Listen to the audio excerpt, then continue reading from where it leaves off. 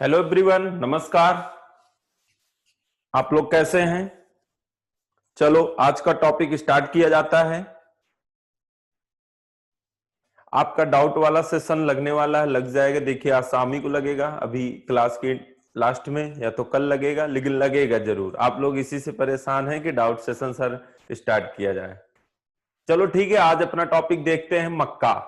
मक्का भी हमारी सीरियल ही क्रॉप है और ये भी बहुत इंपॉर्टेंट क्रॉप है। आप राजा को पढ़ लिए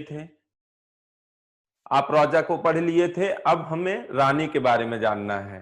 रानी इसको क्यों कहते हैं? और मक्का भी हमारी मोस्ट इंपॉर्टेंट क्रॉप है। किसी देश की शरीर की रीढ़ की हड्डी भी कही जाती है। जैसे अमेरिका में क्या कहा जाता है? बैकबोन। कि अमेरिका में इस फसल को क्या कहते हैं? रीढ़ की हड्डी कहते हैं। चलो, क्योंकि हमारे शरीर का सबसे महत्वपूर्ण हड्डी कौन सी है? रीढ़ वाली है। ऐसे वहां अमेरिका का अगर पूछा जाए वहां का खाद्यान्न फसल मुख्य कौन सी है, तो कौन सी है? यही है, मींस मक्का है।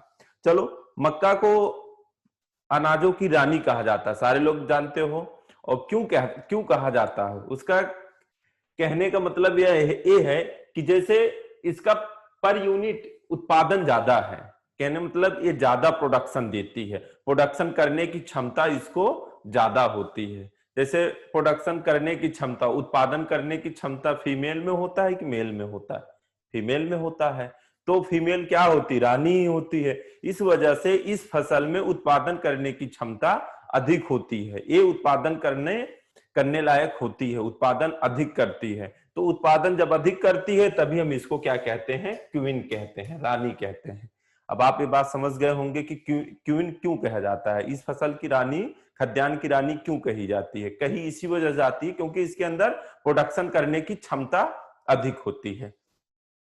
फिर आपको स्टार्ट किया जाए कि मक्का मिला कहां से हमें। मक्का, मक्का मतलब मेज। आपकी मेज मिली कहां से? जैसे जो ये जिया मेज आप पढ़ते हो, ये कहीं से आई होगी। जैसे गेहूं में बताया था, क्या बताया था? वाइल्ड स्पीसीज से आई। धान भी बताया था, वाइल्ड स्पीसीज से आई थी। ऐसे मक्का भी कहीं से आई होगी। गन्ना भी मैंने बताया कि सैकेरम की दो स्पीसीज थी, दोनों को क्रॉस करके गन्ना प्राप्त किया गया था। वैसे मक्का भी, मक्के की ओरिजिन भी कहीं से हुई। तो एक चारा वाली, फॉडर वाली क्रॉप थी, मक्का ही थी वो, लेकिन फॉडर पर्पस से यूज किया जाता था।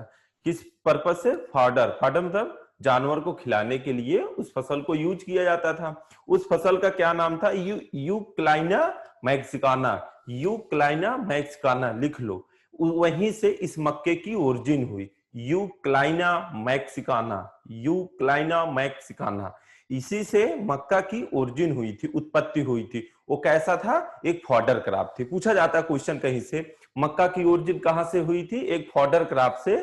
उस फॉडर क्रॉप का क्या नाम था? यूक्लाइना मैक्सिकाना। ठीक है, चलो हम स्टार्ट करते हैं। अब आप समझ गए होंगे मक्के की ओरिजिन कहां से हुई। ठीक है, चलो। जैसे वैज्ञानिक नेम आता है तो जिया मेज, इसका आप देख ही रहो। तो अगर जिया स्पीसीज भी लिखा जाए, ठीक है, अभी जिया मेज स्पीसीज भी लिखा जाता है, लिखा जाएगा। तो क्योंकि इसकी कई स्पीसीजें हैं, वर्गीकरण अभी हम करेंगे, 7 मेजर स्पीसीजें हैं। ठीक है, तो एक एक करके उसके बारे में पढ़ेंगे। और मैं पहले अभी तो नहीं बताया, 2-3 दिन से मैं डेली क्लास ले रहा हूं। लेकिन अगर बोटेनिकल नेम देखिए कहीं लिखा रहता है, उसके बीच पीछे एल लगा रहता है। क्या लिखा रहता है? एल, उसके पीछे।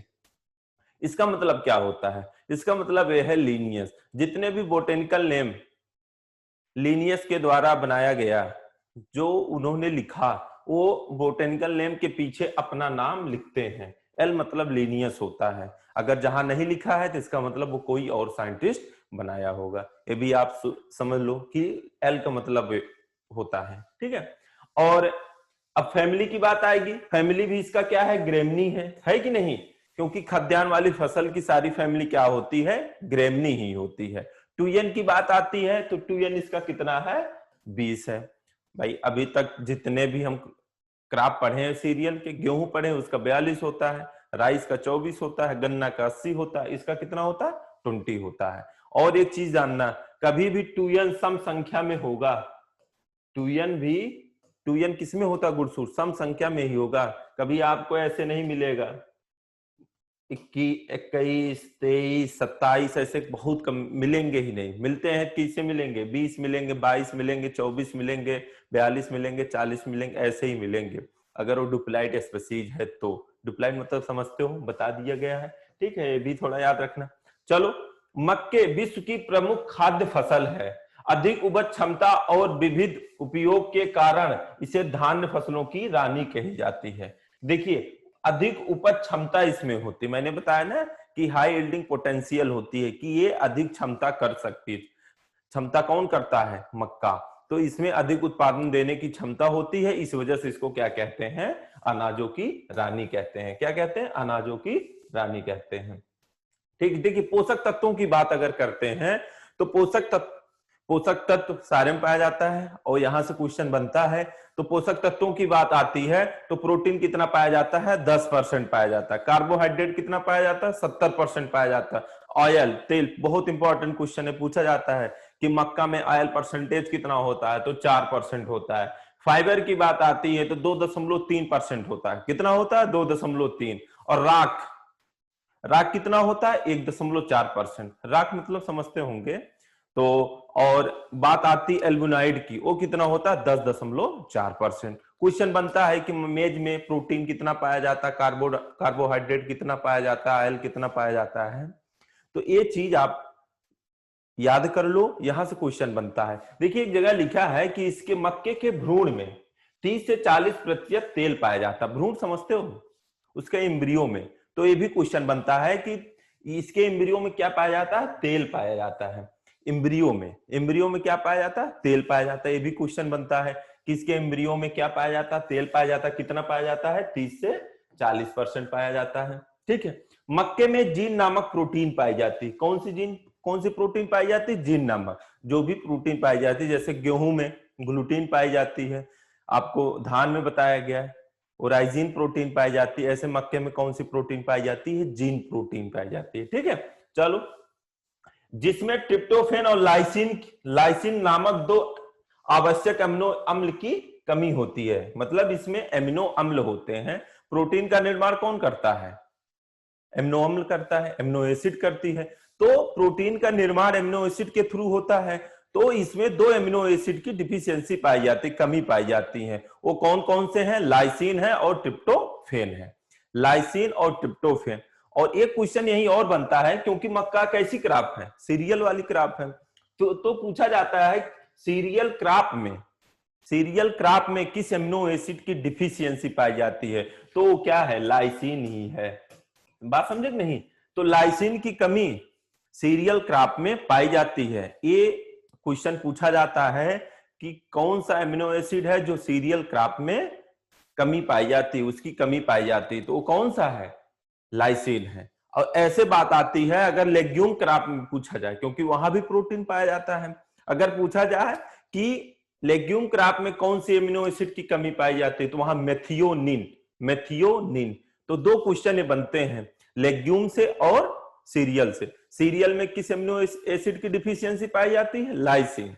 और पल्सेस में किस एमिनो एसिड की कमी पाई जाती है? मेथियोनिन। तो आप इसको लिखते जाना।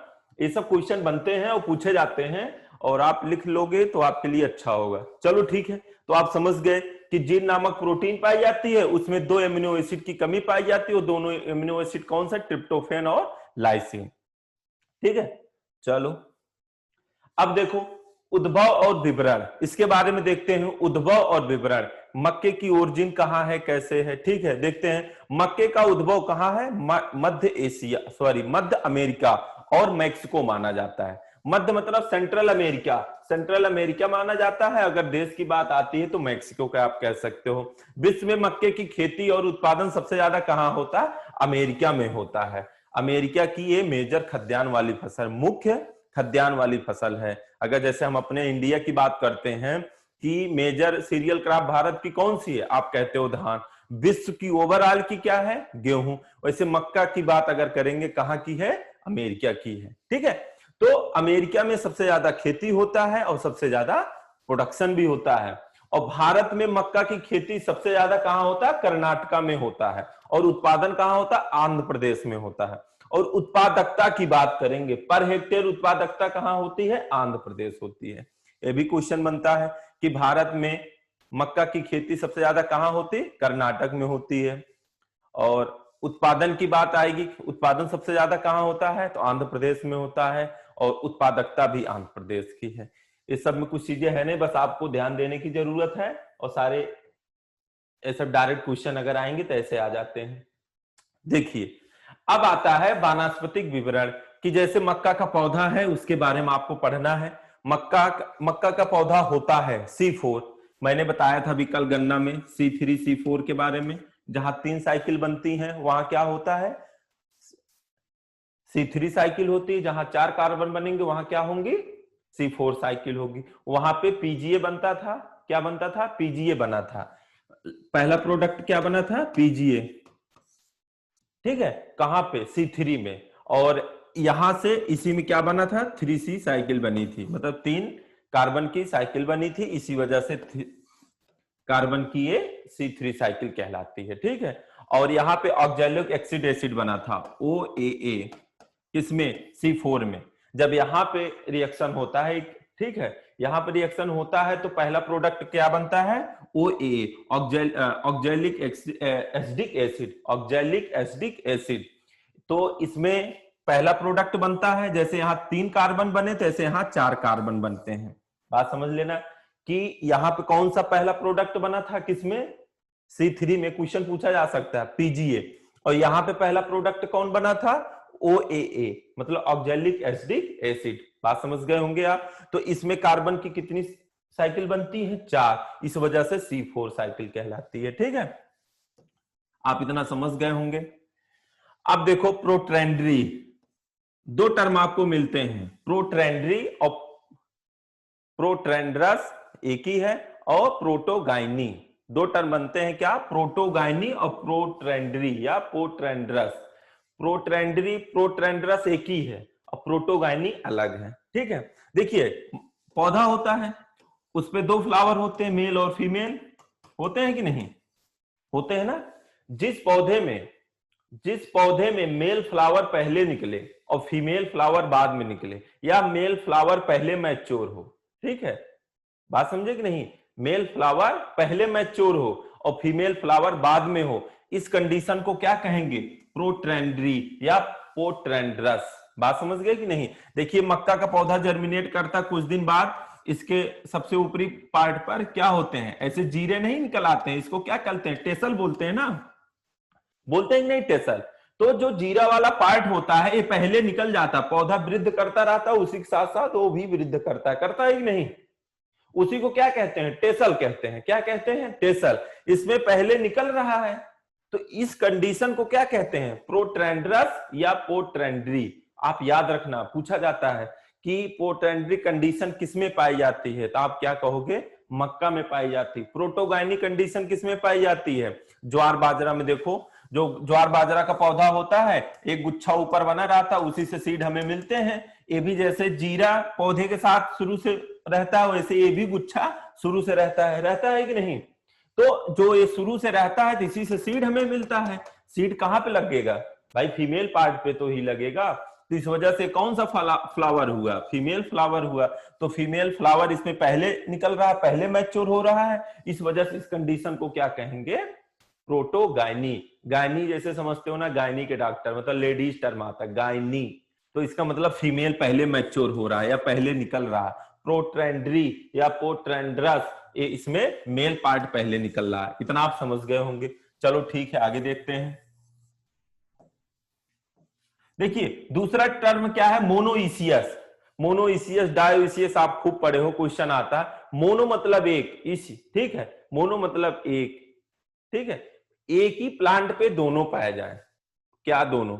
मेल और फीमेल फ्लावर। देखिए, जैसे मक्का का पौधा होता है ना, यहाँ पे जीरा होता है कि नहीं? जहां कॉब लगता है उसकी बाली लगती है, वहां सिल्क होते हैं कि नहीं? तो एक ही फ्लावर, एक ही प्लांट पे है।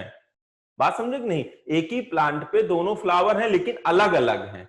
बात समझ गए कि नहीं? इसी को क्या कहते हैं? मोनोइसियस। मतलब एक फ्लावर पर अगर दोनों फ्लावर, एक ही प्लांट पर दोनों फ्लावर अगर पाए जा रहे हैं लेकिन अलग अलग पाए जा रहे हैं, इस कंडीशन को क्या कहेंगे? मोनोइसियस।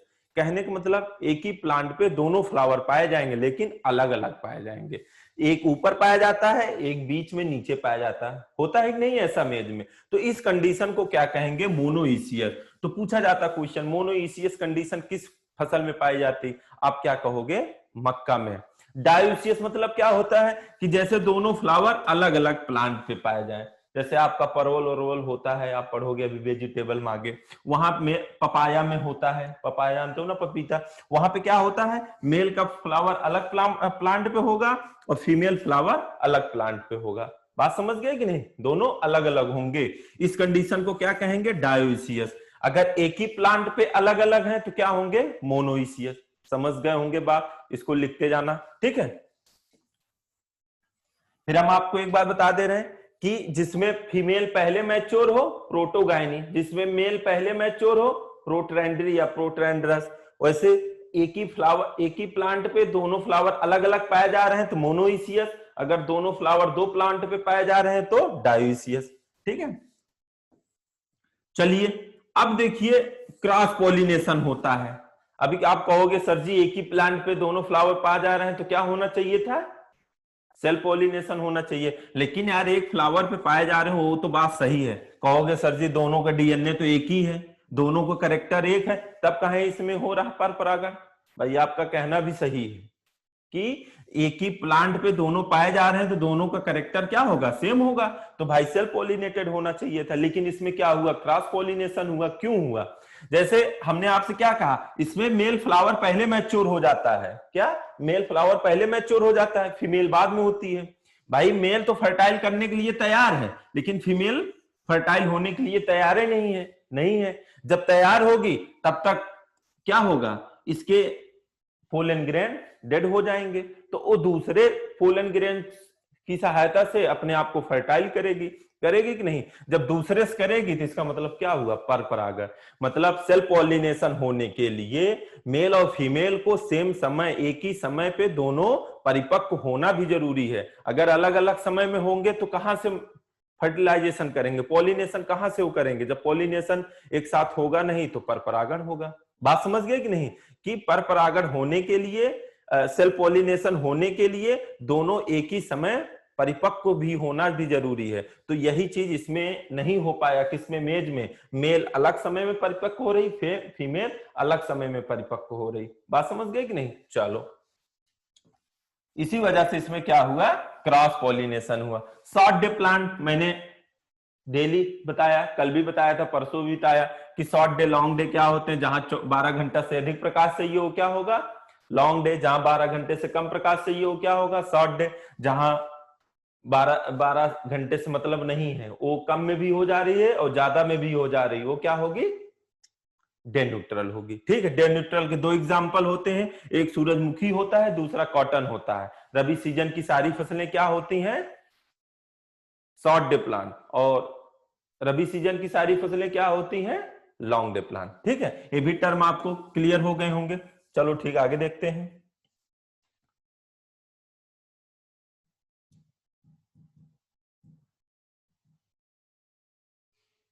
मैम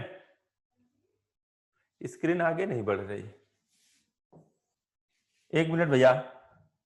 अच्छा हो गया, हो गया मैम, चल हो गया। चलो ठीक है, आगे देखते हैं। अब आप इतना पता पा गए होंगे कि मोनोइसियस क्या होता है, डायोसियस क्या होता है। ठीक है, आगे देखते हैं। अब मक्के का पौधा लंबा शाखी होता है जिसकी लंबाई लगभग 3 मीटर के आसपास होती है। जो मक्का का पौधा होता है ना, 2 से 3 मीटर ऐसे आता है कि लगभग 3 मीटर तक होता है। क्या? इसकी लंबाई, किसकी? पौधे की लंबाई। ठीक है, चलिए, होता है। अब इसके जड़ भी, इसके प्लांट भी किससे निर्माण होंगे? भाई जड़ से होंगे, स्टेम से होंगे, नोड से होंगे, पत्ती से होंगे। पूरी लाइफ साइकिल ऐसे चलती रहेगी कि नहीं? तो वही है। तो जड़ इसमें कितने प्रकार के होते हैं? 3 जड़ होते हैं। 3 जड़ होते हैं। पहला जड़ कौन होता है? प्राथमिक जड़। दूसरा कौन सा होता है? शिखर जड़। तीसरा कौन सा होता है? प्राप या एरियल जड़। अभी तक जैसे आप गेहूं में 2 जड़ पढ़ते थे, धान में 2 जड़ पढ़ते थे कि नहीं? अब गन्ने में भी 2 ही जड़ पढ़े थे, लेकिन यहाँ 3 पढ़ रहे हो। ठीक है, देखिए इसी को क्या कहते हैं, सेमिनल। मैं आपको कल बताया था, जैसे ये सॉइल है, यहाँ सीड बोते हो, यहाँ जड़ें निकलती है, इसको क्या कहते हैं, सेमिनल रूट कहते हैं। क्या बोलते हैं, सेमिनल रूट। और जब पौधा जर्मिनेट करता है, ये सेमिनल रूट कहां से निकलती है, रेडिकल से निकलती है।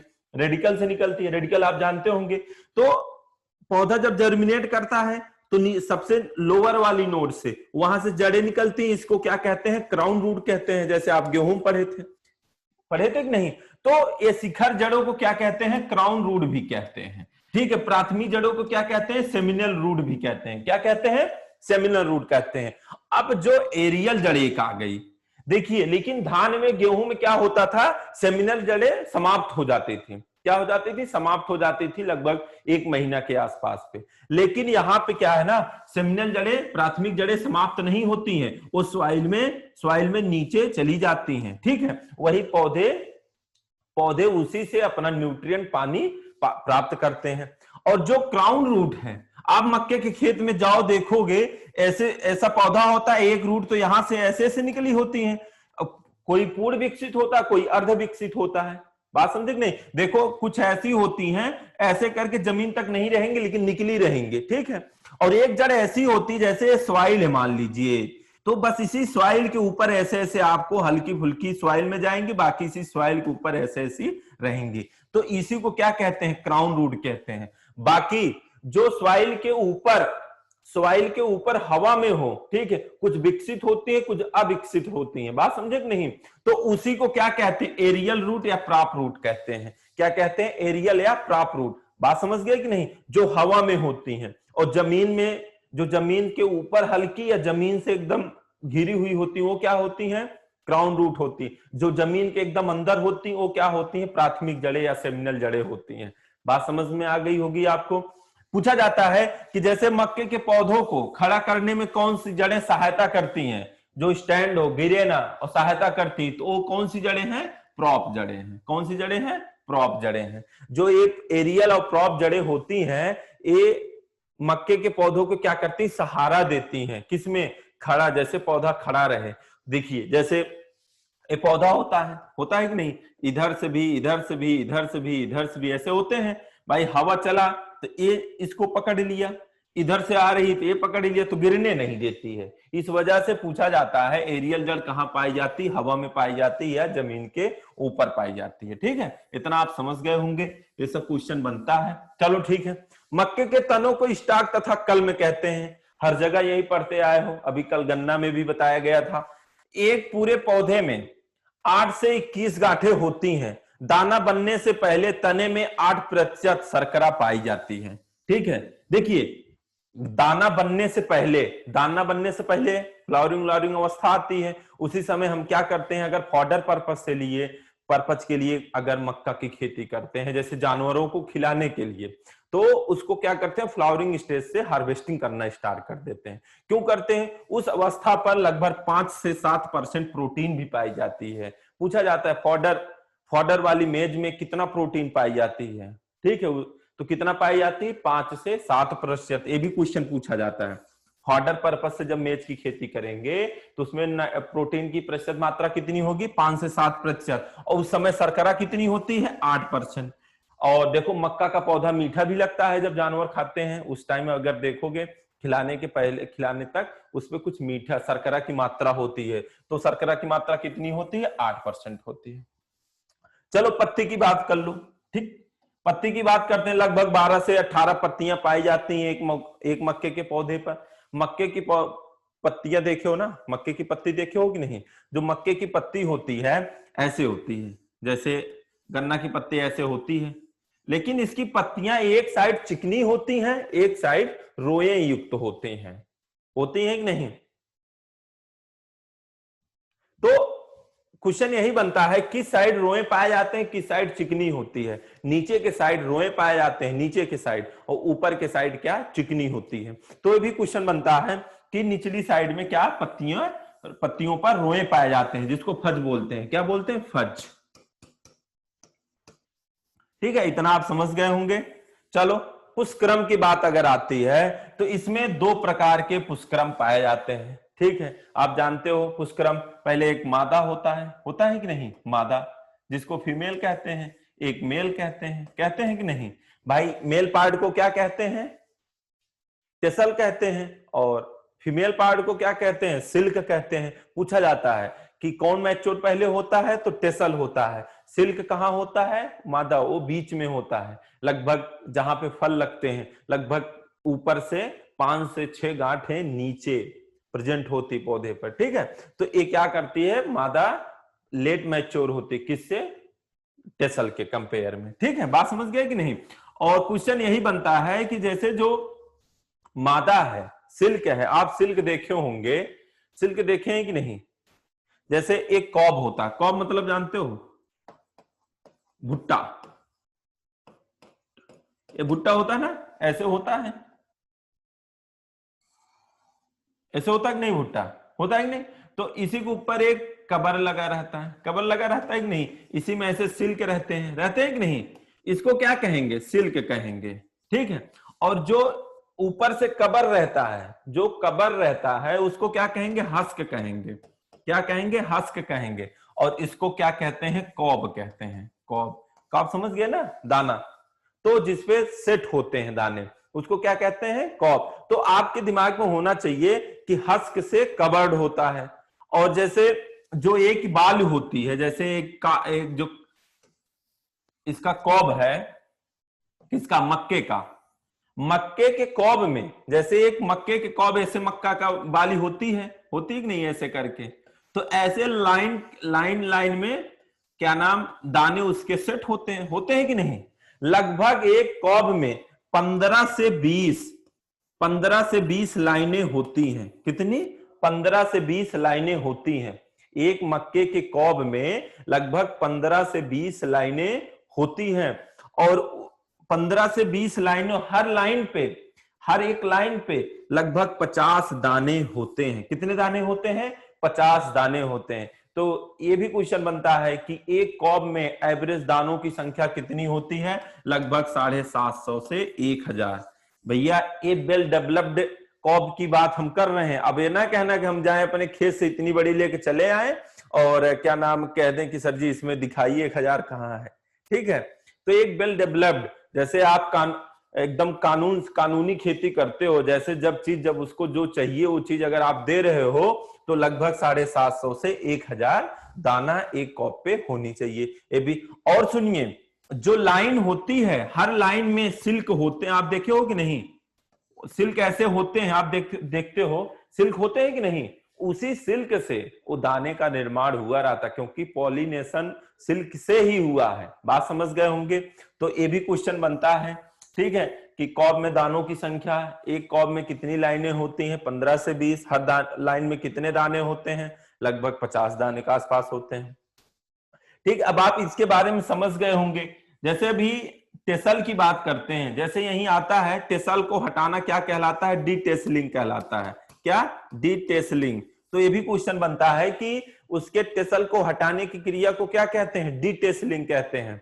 और अभी हम बताएंगे डीटेसलिंग क्यों करते हैं। ठीक है, अभी उसका प्रोसेस ऐसा क्या क्यों किया गया कि उसके टेसल को हटा दिया गया, अभी आगे बताते हैं।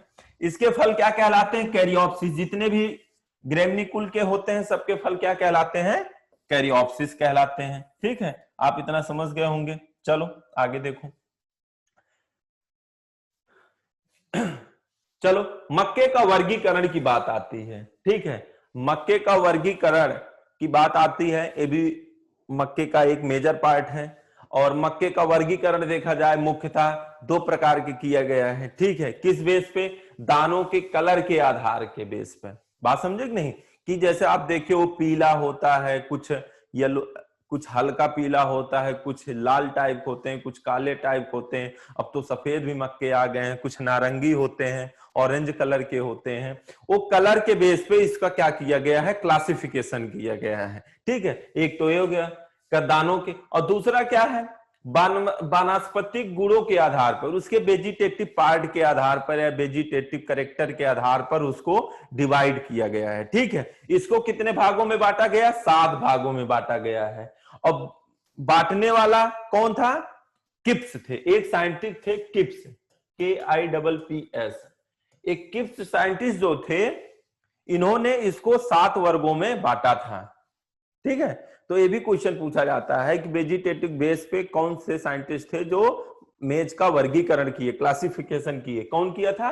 किप्स। तो ठीक है, कितने वर्गों में बांटा गया था? 7।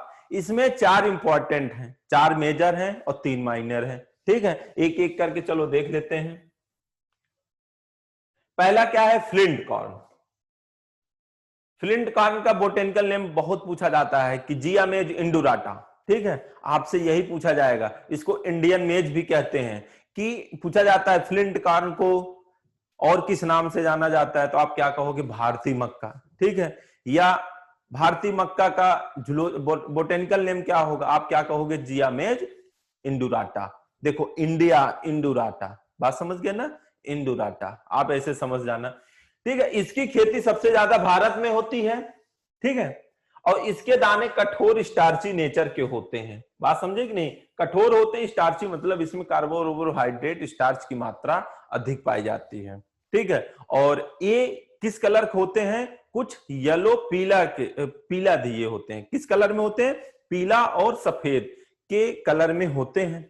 और मक्का का जो पीला रंग है, देख रहे हो आप, जो मक्के में पीला रंग होता है, किसकी वजह से होता है? जियाजैंथिन की वजह से होता है। लिख लो, मक्के में जो सीड पीले रंग के होते हैं, किस वजह से होते हैं?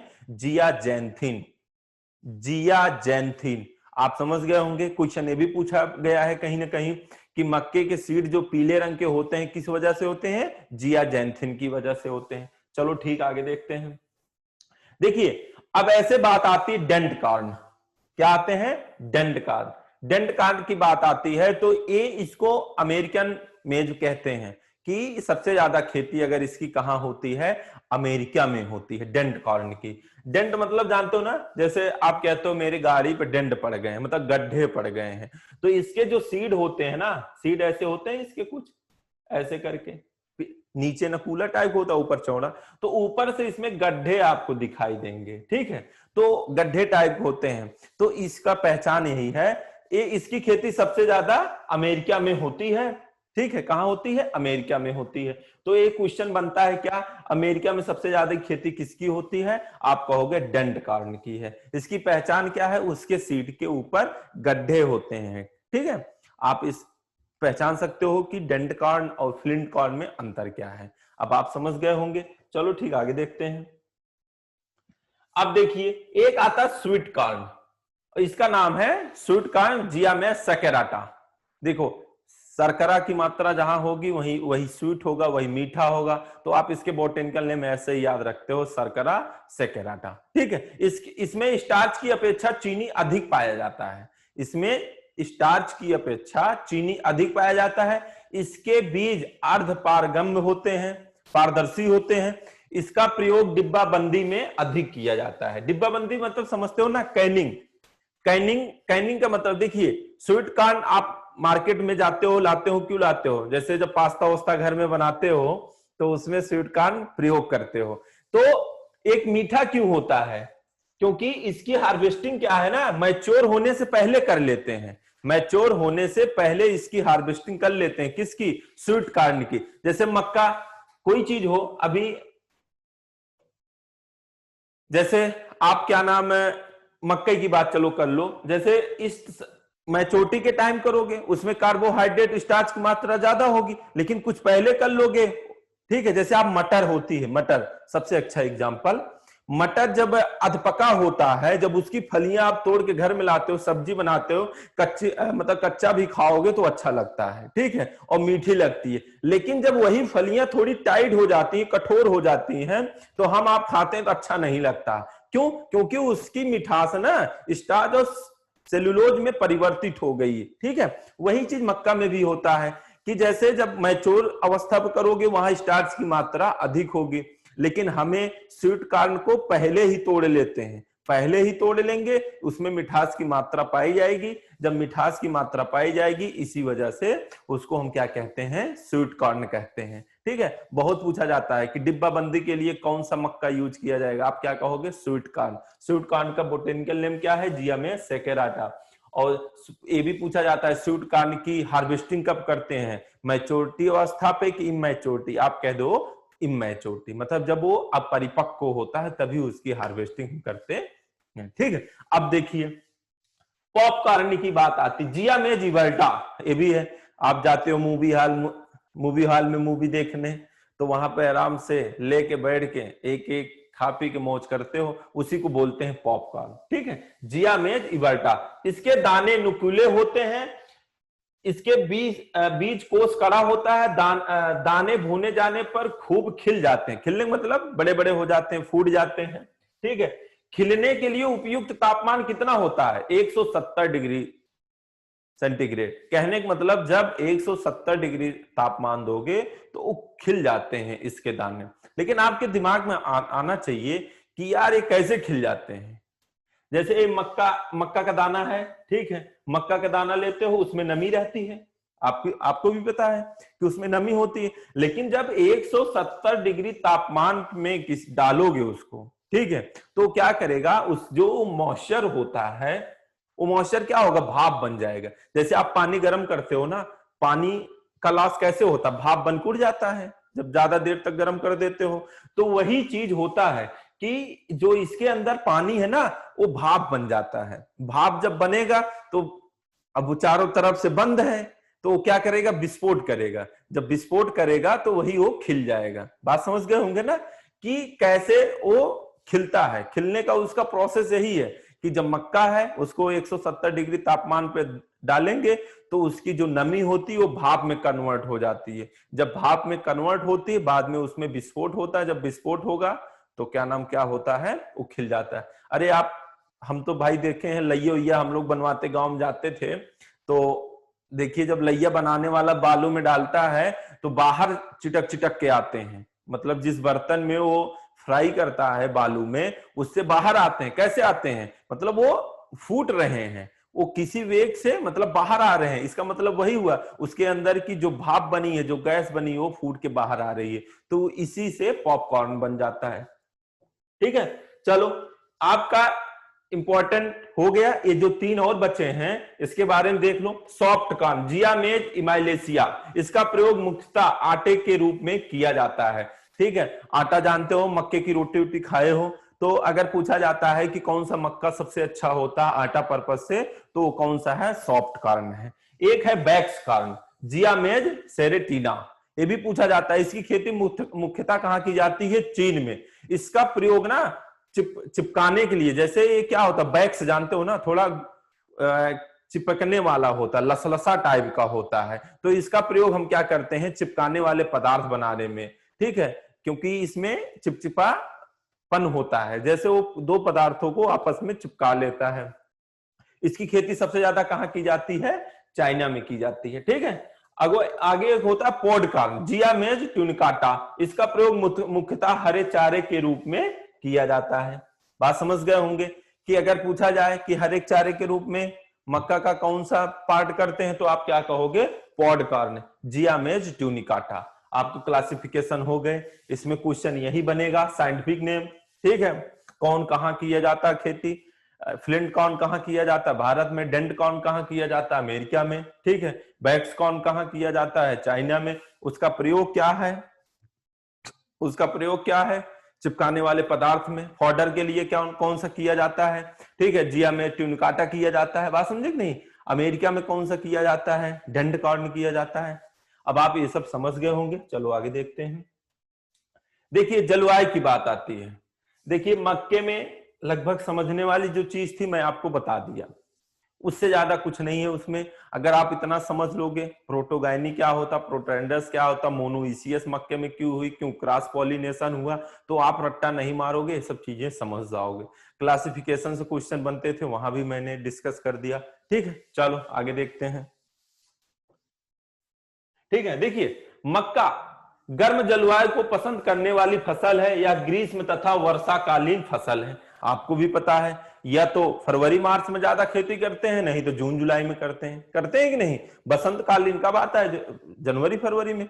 वर्षाकालीन कब आता है, जून जुलाई में। इसी के में सबसे ज्यादा इसकी खेती हम करते हैं। और रबी सीजन में रबी सीजन में सबसे ज्यादा खेती कहाँ करते हैं? बिहार में करते हैं। पूछा जाता क्वेश्चन, बिहार में सबसे ज्यादा करते हैं। क्वेश्चन ये भी पूछता है कि बिहार में किस सीजन में सबसे ज्यादा खेती करते हैं, तो आप क्या कहोगे? रबी सीजन में सबसे ज्यादा करते हैं। या पूछा जाता भारत के किस राज्य में बिहार में सबसे ज्यादा खेती की जाती है, तो रबी सीजन में की जाती है। बात समझ गए कि नहीं? क्वेश्चन लिख लेना। और वो वैरायटी कौन सी है मेज की जो रबी सीजन के लिए सबसे अच्छी होती है? क्यों? क्योंकि रबी सीजन में तापमान कम होता है। ठीक है, वो लक्ष्मी है। कौन सी है? लक्ष्मी है। तो लक्ष्मी वैरायटी, लक्ष्मी वैरायटी क्या नाम रबी सीजन के लिए सबसे अच्छी मानी जाती है। ये भी क्वेश्चन लिख लेना, नहीं तो आगे, क्योंकि भाई आपका सिलेबस भी पूरा करना होता, बहुत सारे क्वेश्चन बनते हैं। जितने आपको बता दिया जाए उतने कम है, लेकिन इतना बता दिया जा रहा है जितने से आपका कंपटीशन रुकेगा नहीं, मैक्सिमम यहीं से क्वेश्चन आते हैं। ठीक है, चलो। मक्के की वृद्धि के लिए उपयुक्त तापमान कितना होता है? 24 से 30 डिग्री सेंटीग्रेड उपयुक्त माना जाता है। फूल लगने व दाना तैयार होने के समय कितना होता है? 25 होता है। क्योंकि फूल दाना कब लगेगा? जब जुलाई, अगस्त, सितंबर में जाके, अगस्त में जाके लगेगा, उस समय थोड़ा तापमान कम होता है। मक्का की खेती के लिए वार्षिक वर्षा 50 से 75 सेंटीमीटर उपयुक्त होती है। अगर यम की बात कर ले, 50 से 75 मतलब एक जीरो और लगा लोगे, कितना आ जाएगा? 500 से 750 यम। ठीक है। उत्तरी भारत में मक्के की खेती मुख्यतः कब करते हैं? रबी मौसम में करते हैं। अगर पूछा जाए रबी किस मौसम की फसल है, तो आप क्या कहोगे? खरीफ। क्या कहोगे? खरीफ। अगर पूछा जाए कि मुख्यतः कौब के लिए, कौब मतलब बाली के भुट्टे के लिए खेती कब करते हैं, तो रबी सीजन में नहीं, बसंतकालीन। उस समय देखो भुट्टा बेचने के लिए लोग खेती करते हैं फरवरी में। तो लेकिन भारत में, उत्तरी भारत की मुख्य फसल कौन सी है? खरीफ। ठीक है, इतना आपको समझ में आ गया होगा। चलो, और इसमें कुछ नहीं है समझाने लायक। देखिए, भूमि की बात करेंगे। अधिकतम पैदावार के लिए गहरी उपजाऊ दोमट मृदा उपयुक्त रहती है। पीएच कितना होता है? 5 से 8। ठीक है, 5.5 से 8। तो पीएच के बारे में मैंने बता भी चुका था पहले। पीएच के खोजकर्ता कौन है? सोरेनसन। पीएच स्केल की रीडिंग कितनी से होती? 0 से 14। 0 से 7 क्या होता है? एसिडिक। 7 से 14 क्या होता है? बेसिक। 7 क्या होता है? न्यूट्रल। ठीक है, और 8.5 से 8.5 से कम क्या होगा? सैलाइन। 8.5 से ज्यादा क्या होगा? एल्कलाइन। इतना क्वेश्चन पीएच से बनता है। इसको मैंने सारी क्राफ्ट के टाइम में आपको बताया है, एक क्वेश्चन बनता है। ठीक है, चलो आगे देखते हैं। मृदा के बारे में हो गया। देखिए, किस्में की बात आएगी। एक होती देसी किस्में, एक होती संकुल किस्में, एक होती संकर किस्में। संकुल किस्में क्या बोलते हैं? कंपोजिट किस्म बोलते हैं। क्या बोलते हैं? कंपोजिट। और देसी आप जानते हो, संकर आप हाइब्रिड जानते हो। ठीक है, अब काफी लोग कंफ्यूज रहते हैं कि सर जी तीनों में अंतर क्या है, कि संकर किसको कहेंगे, संकुल किसको कहेंगे। ठीक है, संकर आप समझ जाते हो, लेकिन संकुल जो है, ठीक है, ये देसी वैरायटी के क्रॉस करके बनाई गई। जो आपकी इंडियन वैरायटी देसी थी, इसी को क्रॉस करके बनाई गई। ठीक है, इसकी खेती हम कम से कम 3 बार कर सकते हैं, और इसको बनने में कम समय लगता है। बात समझे कि नहीं? इसको बनने में कम समय लगता है। कम समय मतलब कम समय में बन जाती, किसके कंपेयर में? हाइब्रिड के। और तीसरी चीज, हाइब्रिड सीड जो होती है समय भी ज्यादा लेती है, और वो एक ही बार उसकी खेती भी कर सकते हो। संकुल क्या है? इसकी खेती कम से कम 3 बार कर सकते हो। जो संकुल किस्में होती हैं 3 साल में बन भी जाती हैं। किससे बनाई जाती हैं? देसी किस्मों से। और उसकी खेती कितनी बार कर सकते हो? 3 बार कर सकते हो। बात समझे नहीं? 3 बार इसकी खेती कर सकते हो। और जो संकर किस्में होती, कम से कम इसमें 6 से 7 साल लगता है, और उसकी खेती एक ही बार कर सकते हो। तो ये हमारे लिए क्या पड़ता है? कॉस्टली पड़ता है, महंगा पड़ता है। तभी हम आप ज्यादा संकुल किस्मों पे काम करते हैं, या सबसे ज्यादा उसी की खेती करते हैं। ठीक है, तो आपसे क्वेश्चन पूछा जा सकता है कि संकुल किस्में का प्रयोग कितने साल तक कर सकते हैं, मतलब कंपोजिट, तो 3 साल तक। इसको बनने में कितना समय लगता है? 3 साल तक। ठीक है, देसी किस्मों को आपस में संकरण कराकर संकुलित किस्में बनाई जाती हैं। इतना आप समझ गए होंगे। और इसकी वैरायटी बहुत इंपॉर्टेंट है। जवाहर, सोना, विक्रम, विजय, केसरी, कंचन, नवीन, लक्ष्मी, श्वेता, मेघा, प्रभात आदि किस्में हैं। देखिए, कंचन जो वैरायटी है ये इंपॉर्टेंट है। इसका आकार क्या होता है? बेलना आकार का होता है। बेलना देखे हो ना, जिससे रोटी बनाया जाता है, उसी आकार की ये वैरायटी होती है। पूछा जाता है बेलनाकार की कौन सी वैरायटी, आप क्या कहोगे? कंचन। ठीक है, तो आपको इस पे भी ध्यान देने की जरूरत है। ठीक है, चलो संकर किस्में। संकर किस्मों का निर्माण सबसे पहले कहां पे हुआ था? अमेरिका में हुआ था। कब हुआ था? 1931 में हुआ था। 1921 में हुआ था। इसको बनाने में लगभग 6 साल लगते हैं, मैंने अभी आपको बताया था 6 से 7 साल। ठीक है, और इसकी वैरायटी कौन सी? दक्कन 103 है, हाई स्टार्च है, गंगा सफेद 4, गंगा 11, गंगा 2, सरताज, पारस, ये सब वैरायटी, त्रिशूला, ये सब इंपॉर्टेंट वैरायटी है। बात समझे नहीं? ये सब इंपॉर्टेंट वैरायटी है। अभी यही हम बताएंगे कैसे, क्या नाम है, भारत में हाइब्रिड किस्में बनी, इसके बारे में भी चर्चा करेंगे, या अमेरिका वाले कैसे बनाते हैं। देखिए वैरायटी के नीचे क्या लिखी? अन्य किस्में। एक क्वेश्चन पूछा गया माधुरी, अभी यूपी कैटेट 2019 वाले 20 वाले में पूछा गया था, जो हमारे उत्तर प्रदेश की कंबाइंड एग्रीकल्चर की टेस्ट होती है यूपी कैटेट, उसमें पूछा गया था माधुरी किसकी किस्में है। बस इतना पूछा गया था। बहुत सारे बच्चे छोड़ के आए थे, क्योंकि मक्का चारों दे दिया था, पॉपकॉर्न ऐसे ऐसे करके, तो बच्चा कहा पतन किसकी, सारे लोग छोड़ के चले आए थे। इस पर आपको ध्यान देने की जरूरत है। आपसे पूछा जा सकता है, अंबर पॉपकॉर्न के लिए सबसे अच्छी वैरायटी होती है, कि इसमें विस्फोट बढ़िया होता है। ठीक है, और माधुरी और प्रिया स्वीट कॉर्न के लिए अच्छी होती है। ठीक है, ऐसे याद रख लेना, प्रिया माधुरी लड़की का नाम है, तो समझ सकते हो। तो आप ऐसे याद रखोगे तो याद हो जाएगा। चलो ठीक है, आगे देखते हैं।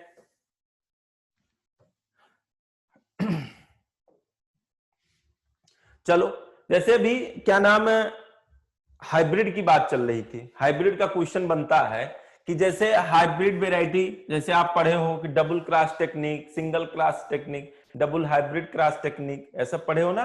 डबल हाइब्रिड क्रॉस टेक्निक और सिंगल हाइब्रिड क्रॉस टेक्निक, ये दो टेक्निक होते हैं। एक भारत में यूज किया जाता है, एक अमेरिका में यूज किया जाता है। कभी कभी यही क्वेश्चन पूछ लेता है कि भारत में कौन सी विधि से वैरायटी हाइब्रिड डेवलप की जाती है? सिंगल की क्रॉस। अब आपके दिमाग में आएगा कि सर ये सिंगल क्या होती, क्रॉस क्या होती? चलो हम बता दे रहे हैं।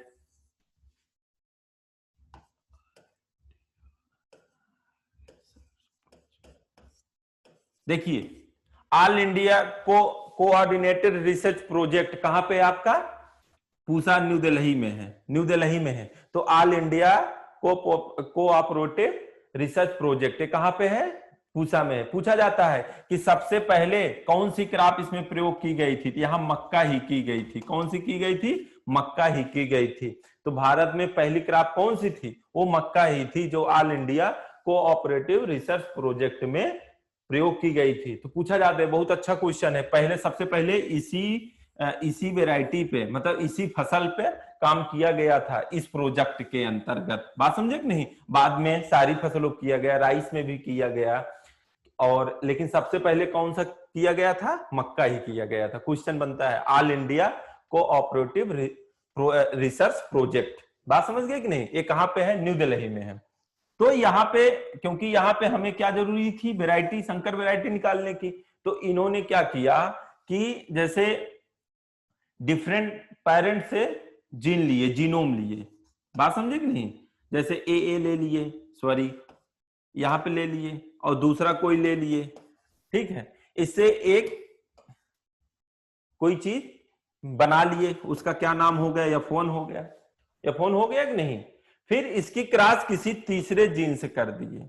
मतलब जैसे ए बी, यहां 3 जीनोम होता है कि नहीं? मैंने बताया कि नहीं, तीसरे से कर दिए। तो यहाँ पे कोई दूसरी मिल गई, जिसका नाम क्या हो गया? F2 हो गया। तो भारत में यही प्रोसेस अपनाया गया, यही प्रोसेस अपनाया गया। कहने का मतलब दो अलग अलग स्पीसीज को क्रॉस करके एक वैरायटी बनाई गई, उससे फिर एक स्पीसीज को क्रॉस करके फाइनल वैरायटी बना गई। तो इसी को हम क्या कहते हैं? 2 बार किया गया ना, एक बार किया गया, एक बार किया गया। इसी को हम क्या कहते हैं? Double hybrid. ठीक है, डबल हाइब्रिड क्रॉस टेक्निक। तो ये कहां पे अपनाई जाती? भारत में अपनाई जाती है। इसके थ्रू पहली वैरायटी कौन सी निकाली गई थी? गंगा 1। कौन सी निकाली गई थी? गंगा 1। तो क्वेश्चन पूछा जाता है कि भारत की पहली हाइब्रिड किस्म कौन सी है?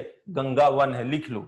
और ये भी लिख लेना कि भारत में कौन सी टेक्निक अपनाई जाती है, डबल हाइब्रिड क्रॉस टेक्निक, ठीक है। और सिंगल हाइब्रिड क्रॉस टेक्निक कहां अपनाई जाती है, अमेरिका में अपनाई जाती है। बात समझ गए कि अलग अलग जीनोम वैरायटी लेके उसको क्रॉस करके F1 बनाओगे, फिर उसका किसी से क्रॉस करके फाइनल वैरायटी बनाओगे, तो इसको क्या कहते हैं, डबल हाइब्रिड।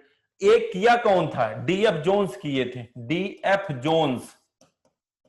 कौन किया था, DF जोन्स। पूछा जाता है father of double hybrid cross technique कौन थे, DF जोन्स थे। कौन थे, DF जोन्स। ये भी क्वेश्चन बनता है क्या, DF जोन्स, कि DF जोन्स ने double hybrid cross technique use किया था। जो सिंगल हाइब्रिड क्रॉस टेक्निक था वो ईस्ट एंड सुल ने किया था। ईस्ट कौन किया था, ईस्ट एंड सुल ने, ये साइंटिस्ट थे, इन्होंने क्या किया था, single cross hybrid technique use किया था। बात समझ आ गई कि नहीं। तो आप इतना समझ गए होंगे, हाइब्रिड डेवलप कौन भारत में सबसे पहले हुई थी, गंगावन। याद रखना, क्वेश्चन पूछा जाता है किस विधि से की गई थी, डबल क्रॉस हाइब्रिड टेक्निक से। कौन किया था, DF जोन्स ने किया था।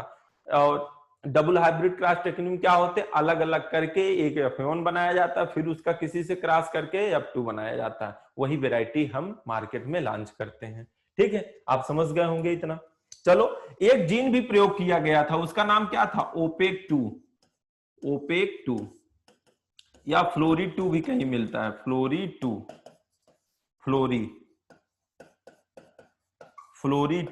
OPEC2 और फ्लोरी-2 ये क्या है, जीन है। आप पढ़ते हो सारे क्रॉप में, आप जीन पढ़ो भाई, मक्का में, सॉरी गेहूं में भी पढ़े थे और धान में भी पढ़े थे। ये तो जीन तो है, बात तो सही है, लेकिन ये एक प्रकार की वेराइटी ही थी। बाद में इसको मैं जीन के रूप में प्रयोग, बाद में इसको क्या हुआ, जीन के रूप में प्रयोग किए जाने लगा, तो बाद में हम इसको हम क्या बोले, जीन बोले।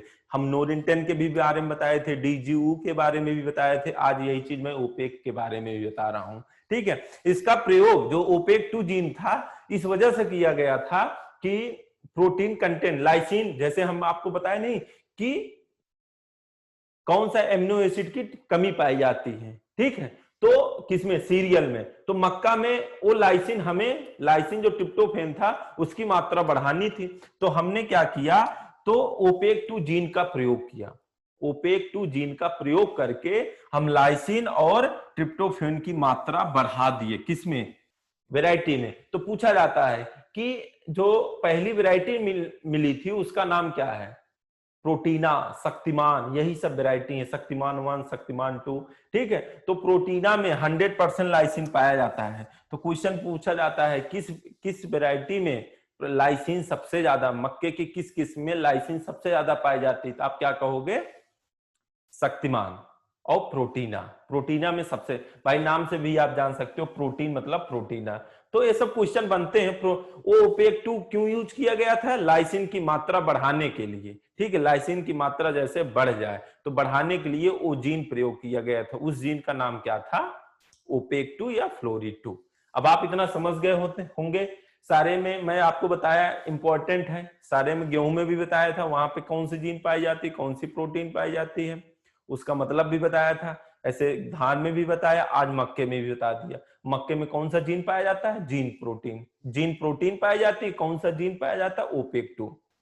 उस OPEC2 का मतलब क्या था कि जैसे उसमें प्रोटीन अधिक हो, मतलब लाइसिन की मात्रा जब अधिक होगी तभी प्रोटीन, एमिनो एसिड की मात्रा जब अधिक होगी तभी प्रोटीन अधिक बनेगा। तो एमिनो एसिड की मात्रा बढ़ाने के लिए, ठीक है, उसमें कौन सा बढ़ाया गया था, लाइसिन और ट्रिप्टोफैन। पूछा जाता है किस किस में लाइसिन की मात्रा सबसे ज्यादा पाई जाती है, तो आप क्या कहोगे, प्रोटीना। चलो ठीक है, बुआई का समय देख लेते हैं। रबी मौसम, जायद मौसम, खरीफ मौसम, तीनों बात कर लिए। जिस हिसाब से मौसम महीना आता है उसी हिसाब से सबकी बुआई है, आप समझ सकते हैं। ठीक है, रबी मौसम में क्या है, अक्टूबर के मध्य और नवंबर। इसकी खेती सबसे ज्यादा कहां करते हैं, बिहार में करते हैं। कौन सी वेरायटी करते हैं, मैंने आपको बता दिया था, लक्ष्मी। जायद आप जानते हो, जायद किस पर्पज से किया जाता है, भाई भुट्टे के उत्पादन के लिए, क्रॉप पर्पज के लिए। और खरीफ में भाई चारे के लिए भी करते हैं, और हमारी मुख्य फसल है ही। तो आप समझ गए होंगे ये भी।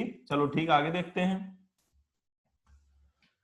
देखिए बीज दर की बात आती है, तो ठीक है, संकर के लिए 20 से 25 कुंटल 20 से 25 केजी पर हेक्टेयर की दर से हम क्या देते हैं, बीज दर देते हैं। संकुल 18 से 20 देते हैं।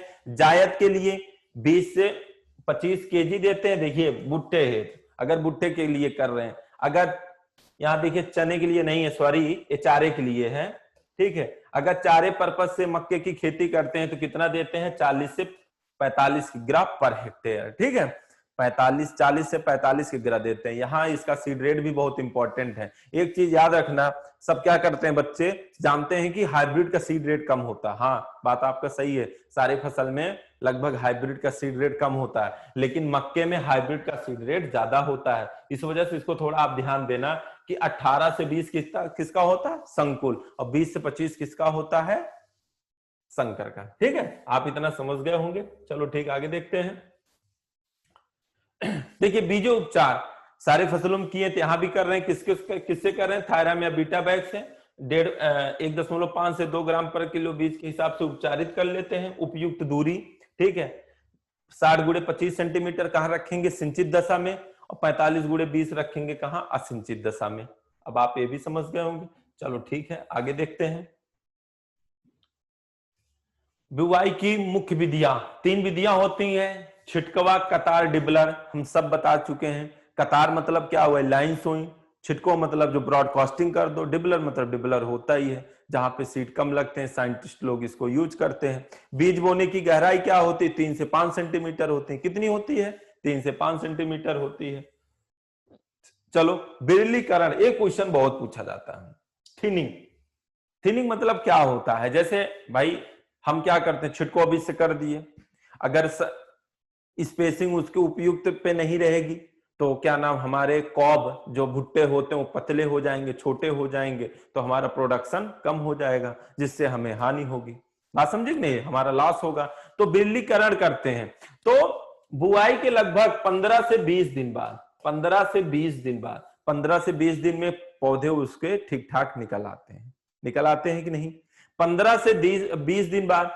और उस समय 15 से 20 सेंटीमीटर प्लांट की हाइट भी होती है। कितनी हाइट होती है, हाइट भी होती है।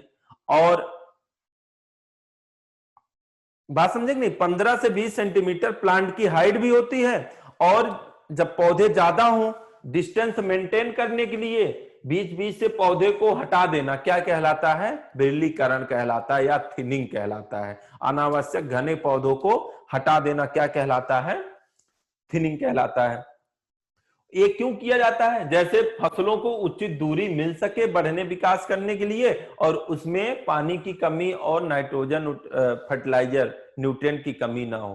भाई ज्यादा पौधे रहेंगे तो ज्यादा पानी लेगा, कम पौधे रहेंगे तो कम लेगा। और जिस हिसाब से होने चाहिए अगर उससे अधिक हैं, उसी पौधे को हटा देना क्या कहलाता है, थिनिंग कहलाता है। आपसे क्वेश्चन यही पूछा जाता है, बुआई के कितने दिन बाद थिनिंग की जाती है, कितने दिन की बात की जाती है, 15 से 20 दिन बाद की जाती है। चलो, 1 हेक्टेयर मक्के की अच्छी फसल भूमि से 125 केजी नाइट्रोजन, 60 किग्रा फास्फोरस, 75 किग्रा पोटास ग्रहण करती है। बात समझे कि नहीं, अगर एक मक्के की अच्छी खेती कर रहे हो, लगभग 125 KG nitrogen, 60 KG phosphorus, 75 KG potash फसल आपकी मिट्टी से एब्जॉर्ब करेगी। और उसके बाद जब देने, इतना तो लेगी, अब दोगे तभी तो पाएगी। उसको क्या दोगे, पहले FYM दोगे। कब देते हो, बुआई से पहले देते हो कि नहीं। तो बुआई कितना दोगे, 10 से 15 टन, लगभग 100 से 150 कुंटल पर हेक्टेयर के हिसाब से दे देंगे। फिर आप NPK जब आप दोगे तो 2 वैरायटी मैंने आपको बताया ही था, क्या, एक संकुल होती है, एक संकर होती है। ठीक है, दोनों में अलग अलग हिसाब से दोगे। क्यों दोगे ज्यादा, यहां ज्यादा क्यों देते हो, क्योंकि संकर में क्या है, पर प्लांट भुट्टों की संख्या अधिक होती कंपेयर संकर। जब उसमें भाई प्रोडक्शन ज्यादा होगा तो उसको एनर्जी ज्यादा चाहिए, एनर्जी कहां से पाएगा, न्यूट्रिएंट से पाएगा। बात समझ गए कि नहीं।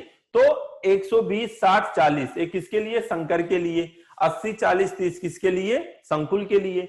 हम नाइट्रोजन, फास्फोरस और पोटास देते हैं। बात समझ गए होंगे। चलो आगे देखते हैं।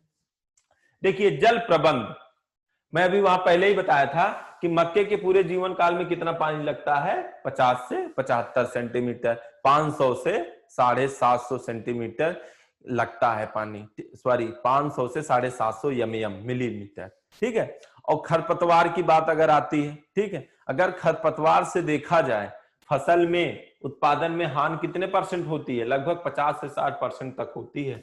50 से 60% तक इसके प्रोडक्शन में कमी आती है, ठीक है।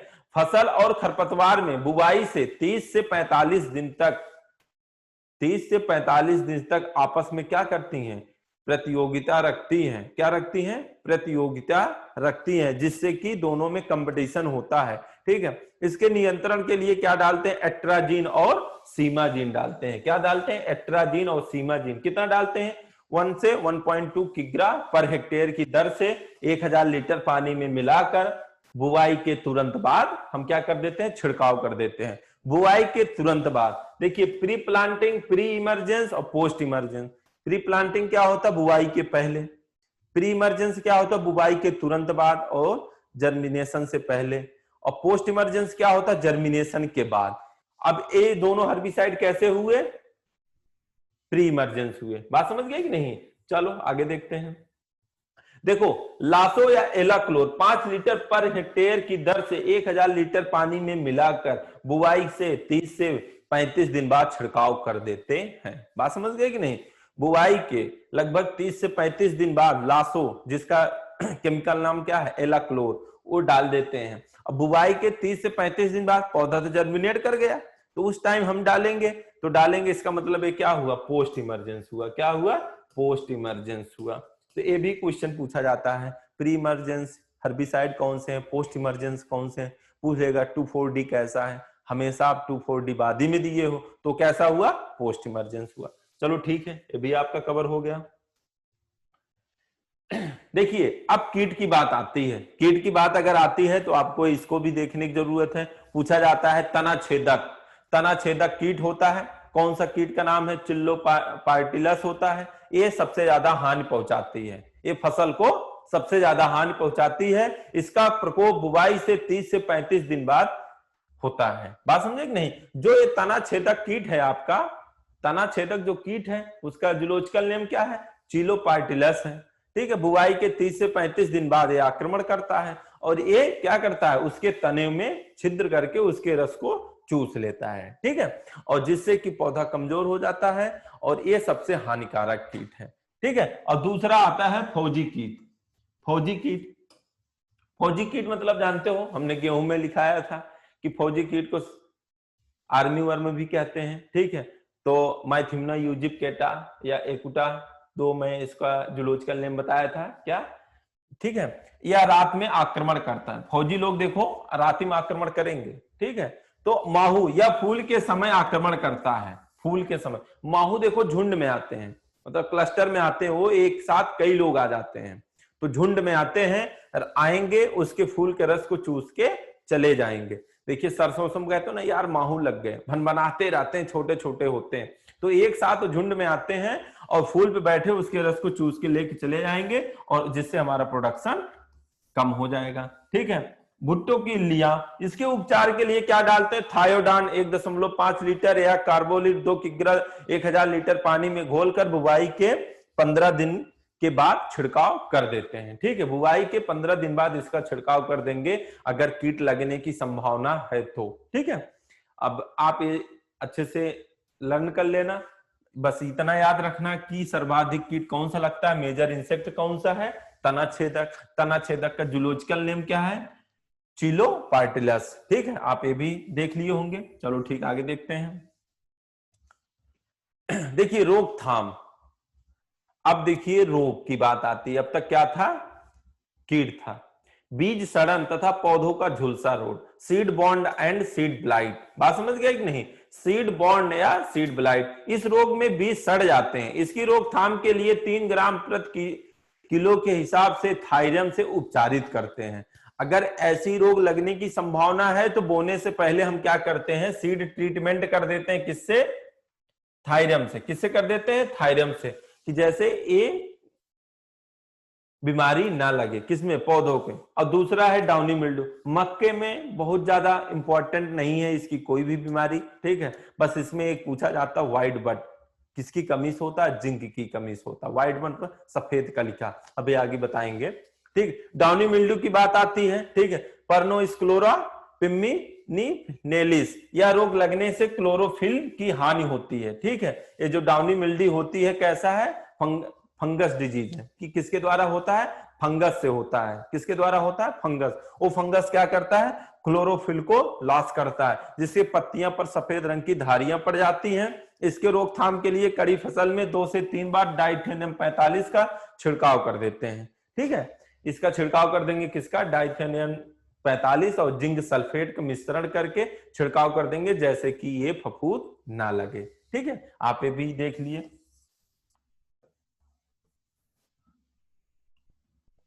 चलो, कटाई एवं गहाई। कटाई, फसल की कटाई बुआई के 90 से 110 दिन में कर लेनी चाहिए। बात समझ गए कि नहीं? फसल की कटाई कब कर लेनी चाहिए? बुआई से 90 से 110 दिन में। बुआई के 30 से 50 दिन बाद फल आने लगते हैं और 60 से 70 दिन बाद हरे भुट्टो को खाने में प्रयोग कर सकते हैं। ये क्वेश्चन पूछा जाता है कि भुट्टे पर्पस से, मतलब जो भुट्टा कॉप पर्पस से अगर आप खेती कर रहे हो तो फसल की हार्वेस्टिंग कब करेंगे? कब करेंगे? बुआई के 60 से 70 दिन बाद। एक क्वेश्चन अच्छा है। और जो ये है 90 से 110 दिन, ये आपका क्या है? अगर ग्रेन पर्पस से खेती कर रहे हो, हमें दाना चाहिए, तो किस टाइम करेंगे? बुआई से लगभग 90 से 110 दिन में। लेकिन अगर भुट्टे पर्पस से कर रहे हैं तो किस पर्पस कितने दिन में करेंगे? 60 से 70 दिन।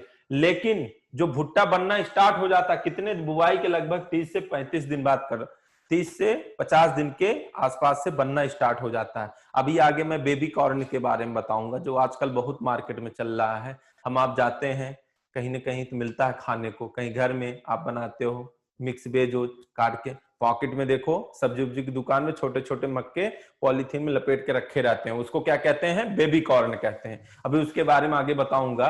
तो बेबी कॉर्न इसी समय में आता है। बात समझे कि नहीं? उसका काम क्या है अभी मैं बताऊंगा आपको आगे। तो आप समझ गए, भुट्टे पर्पस से अगर हार्वेस्टिंग करनी है कितने दिन बाद करेंगे? 60 से 70 दिन में करेंगे। ठीक है, और देखिए अगर दाने पर्पस से मक्के की हार्वेस्टिंग कर रहे हो तो उस समय दानों में मॉइस्चर परसेंटेज कितना होता है? 20 से 25% होता है। ठीक है, चलो आगे देखते हैं।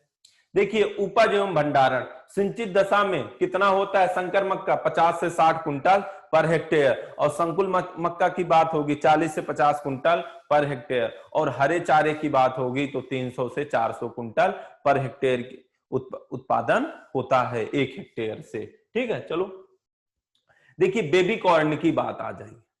बेबी कॉर्न हमने आपको बताया सलाद उलाद में काट के खाते हो, मिक्स वेज बनाते हो वहां बनाते हो, या आजकल कोई भी डिश बनाते हो वहां पे क्या करते हैं? काट के डालते हैं।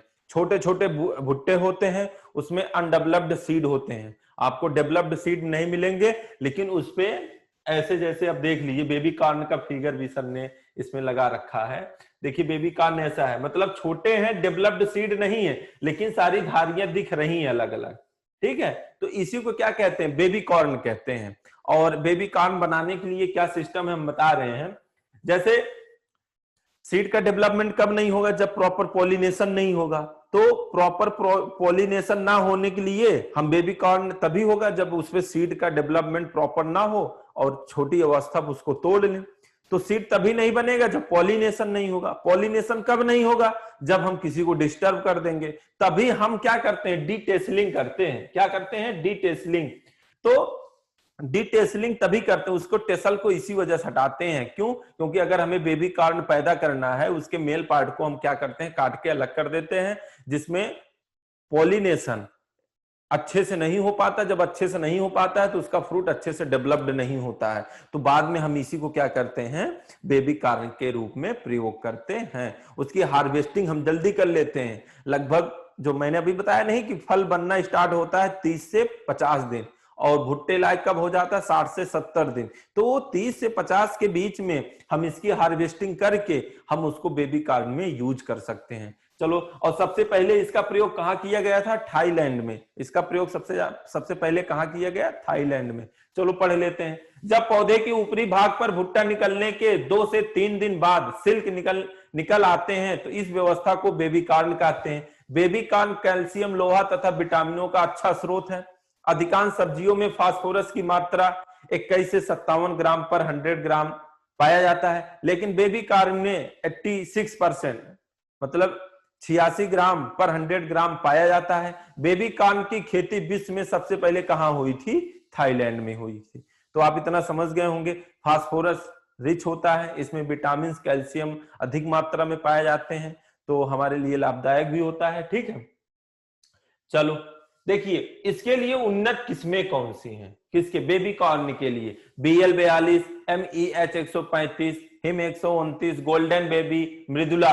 ये नाम वाली जो वैरायटी है इसको याद रखो, मृदुला और गोल्डन बेबी। ठीक है, गोल्डन बेबी और मृदुला किसकी वैरायटी है? Baby corn. इसकी बुआई कब करते हैं?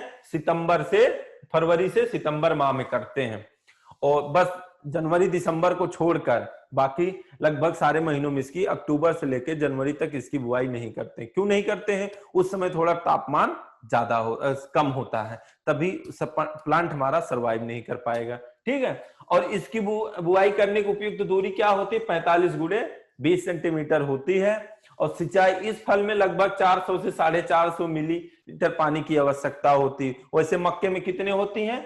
500 से 750 होती है कि नहीं? यहाँ पानी क्यों कम लगा? क्योंकि इस फसल की लाइफ कम होती है, कम समय में हार्वेस्टिंग कर ली जाती है। ठीक है, और देखो कटाई एवं उपज, बुवाई के 45 से 50 दिन बाद कटाई करते हैं। मैंने अभी देखो वहां चर्चा किया था कि नहीं, फल बनना कब स्टार्ट होता? 30 से 50 दिन बाद। तो इसकी कटाई कब कर ले रहे हैं? शुरुआती अवस्था में 45 से 50 दिन बाद कर ले रहे हैं।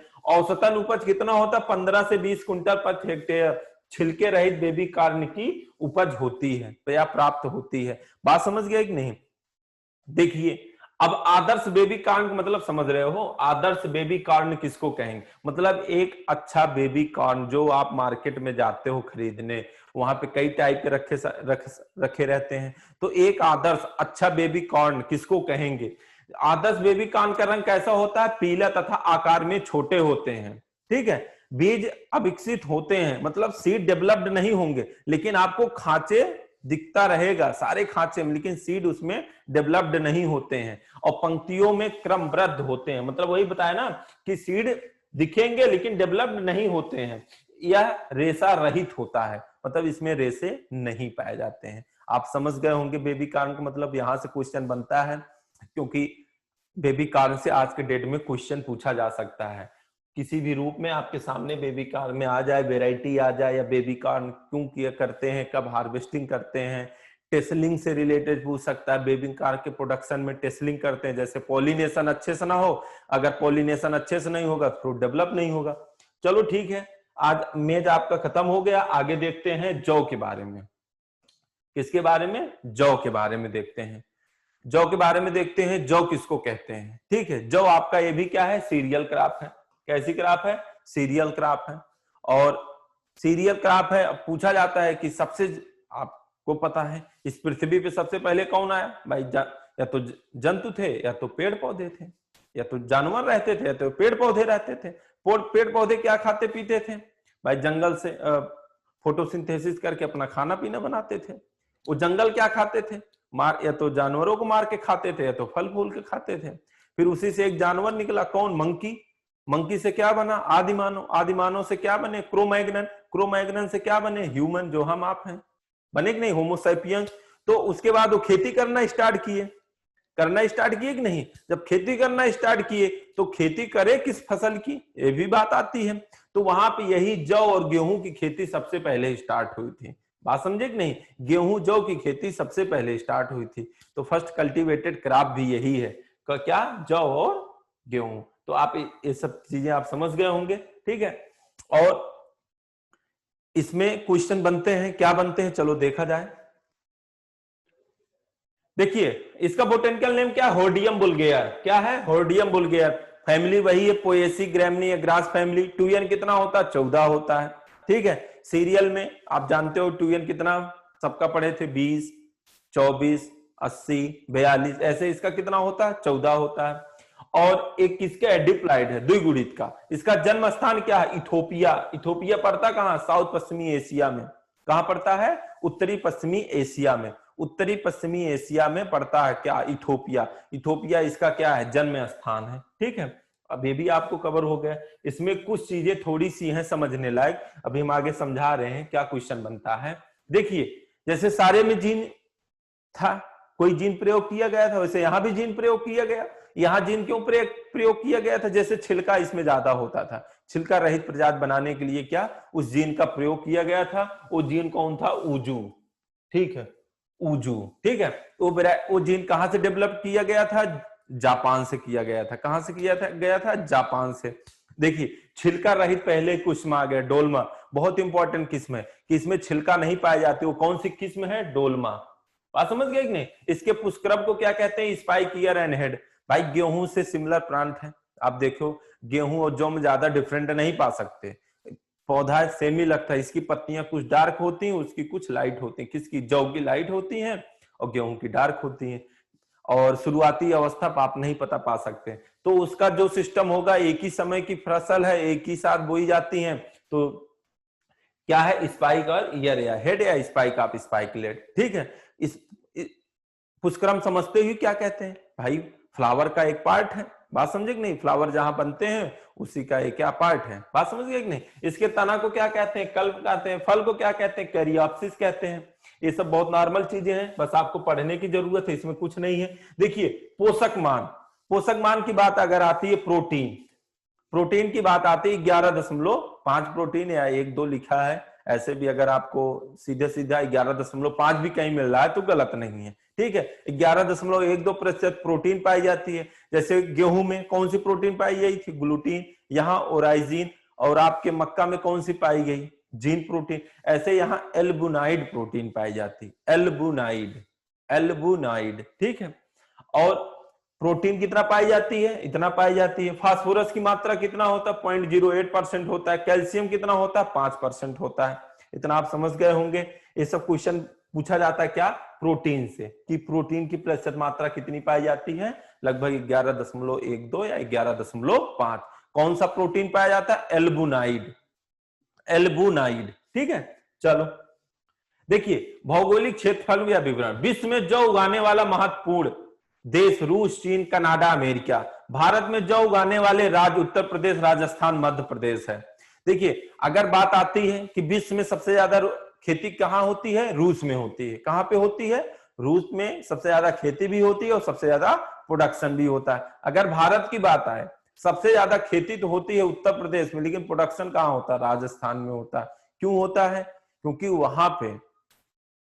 वहां पे इसके लिए क्लाइमेट और अच्छी है, क्योंकि थोड़ी लवणी मृदा चाहिए, पानी कम चाहिए। बात समझे कि नहीं, राजस्थान में ऑलरेडी पानी कम होता है, तो इस वजह से यहाँ पे क्या होता है, प्रोडक्शन ज्यादा होता है। और एरिया कहाँ पे ज्यादा है, भारत, उत्तर प्रदेश में। देखिए गेहूं के साथ बोते हैं तो जलवायु वही सेम होगी, जो गेहूं के लिए था वही इसका भी है। ठीक है, और जौ की खेती मुख्यतः उन क्षेत्रों में की जाती है जहां पर गेहूं की आर्थिक उपज मतलब दाने की उपज अच्छी नहीं होती है। भारत में, ठीक है, भारत में इसकी खेती समुद्र से 4000 मीटर की दूरी पर करते हैं। ठीक है, समुद्र तल की ऊंचाई जानते हो, मीन्स सी लेवल, मीन्स सी लेवल जानते हो ना। जैसे पूछा जाता है मीन्स सी, मतलब मान लीजिए समुद्र यहाँ है, यहाँ से 4000 मीटर की ऊंचाई पे जौ की खेती की जाती है। इतना आप समझते ही होंगे। ठीक है, जौ रबी मौसम की फसल है। फसल वृद्धि के लिए 12 से 15 डिग्री तापमान उपयुक्त माना जाता है, पकने के लिए 30 माना जाता है। सब सेम है, गेहूं की जैसा ही है। जैसे इन्होंने क्या कहा कि जहां पे आर्थिक उपज गेहूं की ठीक नहीं है, वहां पे हम किसकी खेती करते हैं, जौ की खेती करते हैं। आर्थिक उपज ठीक क्यों नहीं होगी, हो सकता क्लाइमेटिक चेंज कुछ ऐसा हो, या सॉइल में कोई ऐसी दिक्कत हो, वहां लवड़ी मृदा हो या ऊसर मृदा हो, तो ये भी सब दिक्कतें आती हैं। तो वहां पे हम क्या करते हैं, जौ की खेती करते हैं। ठीक है, और इससे क्वेश्चन अभी आगे जो बनता है बता रहे हैं। देखिए मृदा उर्वरा, देखिए जो कैसी मृदा जरूरी है, उर्वरा युक्त होनी चाहिए, गहरी दोमट मृदा होनी चाहिए। जौ लवण सहनशील फसल है। मैंने आपको बताया कि नहीं, जौ क्या है, लवण सहनशील फसल है। गेहूं लेकिन हमारी सहनशील नहीं है। लवणीय मृदा क्या होती है, आप जानते हो, जिसका पीएच 7 से 8 से ज्यादा होता है, समझ गए कि नहीं। और 8.5 से कम होगा सैलाइन होगा, 8.5 से ज्यादा होगा तो एल्कलाइन होगा। आप ये भी समझ सकते हैं, ठीक है। यहां कुछ नहीं है, चलो आगे देखते हैं। देखिए उन्नत किस्में, ठीक है, भारत में इनकी 3 प्रमुख प्रजातियां पाई जाती हैं। पहला क्या है, होर्डियम वुल्गेर, दूसरा क्या है, होर्डियम डिस्टकान, तीसरा क्या, होर्डियम इरेगुलर। 3 होते हैं। अब आप ये कहोगे सर जी 6 रो बार्ले क्या होता है, 2 रो बार्ले क्या होता है, 2 रो बार्ले क्या होता है। देखिए गेहूं का जौ होता है, सॉरी गेहूं की सॉरी जौ की बाल होती है, देखिए बाल लगी है। तो जैसे 2 रो मतलब जैसे रैचिस होता ना, ऐसे रैचिस में गेहूं बताया था ना, जो ऐसे होता है। तो इस पे क्या होता है, दोनों तरफ दाने ऐसे लगे होंगे, ठीक है, ऐसे लगे होंगे, बाकी ऑन ऐसे होते हैं। अगर 2 तरफ बस लगे हैं, वो क्या होगा, 2 रो बार्ले होगा। क्या होगा, 2 रो बार्ले होगा। लेकिन जिस जिस बार्ले या जिस जौ के बाल में जैसे ऐसे भी लगा हो, ऐसे भी लगा हो, अगल बगल लगा हो और इधर भी लगा हो, दो रो इधर, जैसे मान लीजिए एक क्या है, चीज है, इधर लग जाए किनारे, मतलब इस किनारे इधर भी लग जाए, और इधर इसके इस साइड दो रो इधर भी, 2 रो इस साइड लग जाए, 2 रो इस साइड लग जाए, तो टोटल 6 रो हुए ना। अगर एक रैचिस में एक बाली में 6 रो पाए जा रहे हैं तो क्या होंगे, 6 रो होंगे, ठीक है। 6 रो में दाने प्रेजेंट हो, बात समझे कि नहीं। अगर 2 रो में पाए जा रहे हैं तो क्या होंगे, 2 होंगे। तो भारत में सबसे ज्यादा खेती किसकी की जाती है, 6 रो बार्ले की जाती है। क्यों, क्योंकि इसमें प्रोडक्शन ज्यादा होगा। अगर एक बाल में 2 रो पाए जा रहे हैं, भाई मान लीजिए एक रो में 20 दाने, 40 दाने हुए। अगर 6 रो पाए जा रहे हैं तो ऑटोमेटिक दानों की संख्या ज्यादा होगी। बात समझे कि नहीं। तो आप 6 रो बार्ले और 2 रो बार्ले में यही अंतर है, ठीक है। देखिए जैसे जौ की खेती मुख्यतः किसके लिए करते हैं, बियर उयर बनाने के लिए किए जाते हैं, माल्ट टोल्ट आप सुने होंगे, इसी के लिए जानते हैं। यहीं से क्वेश्चन बनता है कि जैसे गेहूं से माल्ट सॉरी जौ से माल्ट कैसे बनाया जाए, बियर कैसे बनाया जाए। भाई जब माल्ट बनेगा तभी क्या बियर बनेगा, तो इसका भी प्रोसेस है। जैसे क्या है कि चना अंकुरण करके खाते हो, क्यों खाते हो, वो जर्मिनेट करेगा, स्प्राउट होगा, उसमें आंखें निकलेंगी, जिससे हमें फायदा होगा। ऐसे ही क्या करोगे, जौ को हम क्या करेंगे, भिगो देंगे, कहाँ, पानी में, ठीक है, लगभग 2 दिन के लिए, 2 से 3 दिन के लिए उसको हम भिगो देते हैं जौ को। बाद में उसमें क्या होगा, स्प्राउटिंग होगी, स्प्राउटिंग होगी, स्प्राउटिंग होगी ना। तो किसकी स्प्राउटिंग होगी, सीड की। सीड में क्या पाया जाता है, एम्ब्रियो पाया जाता है और इंडोस्पर्म पाया जाता है। पाया जाता है कि नहीं, दो चीज पाया जाता है कि नहीं, एम्ब्रियो पाया जाता है और इंडोस्पर्म पाया जाता है। पाया जाता है कि नहीं। तो एक इंडोस्पर्म में सारे तत्व पाए जाते हैं, यही इंडोस्पर्म एम्ब्रियो को देता है, तो ये बाद में जाके क्या करता है, जर्मिनेट करता है। बाद में समझे कि नहीं, इंडोस्पर्म में सारे न्यूट्रिएंट, सारे तत्व प्रेजेंट होते हैं। बाद में यही इंडोस्पर्म एम्ब्रियो को क्या देता है, एनर्जी देता है, तो ये अपने आप को क्या करता है, जर्मिनेशन करता है। बात समझे कि नहीं। तो ये प्रोसेस 2 से 3 दिन बाद जब चलता है, ये सब चलता है, तो लगभग 2 से 3 सप्ताह तक इसको जर्मिनेट करते रहेंगे। 2 से 3 सप्ताह के बीच में जब ये सब प्रोसेस होगा, यहीं पे एक एंजाइम बनेगा, एक एंजाइम बनेगा, ठीक है। वो एंजाइम क्या करता है, जो इसमें क्या पाया जाता है, स्टार्च पाया जाता है ना, स्टार्च पाया जाता है कि नहीं, किसमें, जौ में स्टार्च, कार्बोहाइड्रेट स्टार्च पाया जाता है। उस स्टार्च को वो एंजाइम क्या करता है, जो एंजाइम यहां प्रेजेंट होता है ना, स्टार्च को किस में बदल देता है, माल्टोज में बदल देता है, माल्टोज में बदल देता है। और उस एंजाइम का क्या नाम, एमाइलेज एंजाइम। उस एंजाइम का क्या नाम है, एमाइलेज। एमाइलेज एंजाइम क्या करता है, इस स्टार्च को किस में बदल दिया, माल्टोज में, ठीक है। जब माल्टोज में बना, अगर इसके बाद भी हम इसके सीड को ऐसे छोड़ दोगे तो ये क्या करेगा, जर्मिनेशन करके अपने पौधे की बड़ा कर लेगा, तो दिक्कत आ जाएगी। उसी समय जब ये 2 से 3 सप्ताह में ये तीनों ये काम हो जाते हैं, स्टार्च किस में बदल जाता है, माल्टोज में। कैसे बदलता है, एक एंजाइम के माध्यम से। वो एंजाइम कौन सा है, जाइमेज एंजाइम, ठीक है। तो ये 2 से 3 सप्ताह बाद ना इसको क्या करेंगे, जो जर्मिनेट सीड रहेगा इसको हम भून देंगे।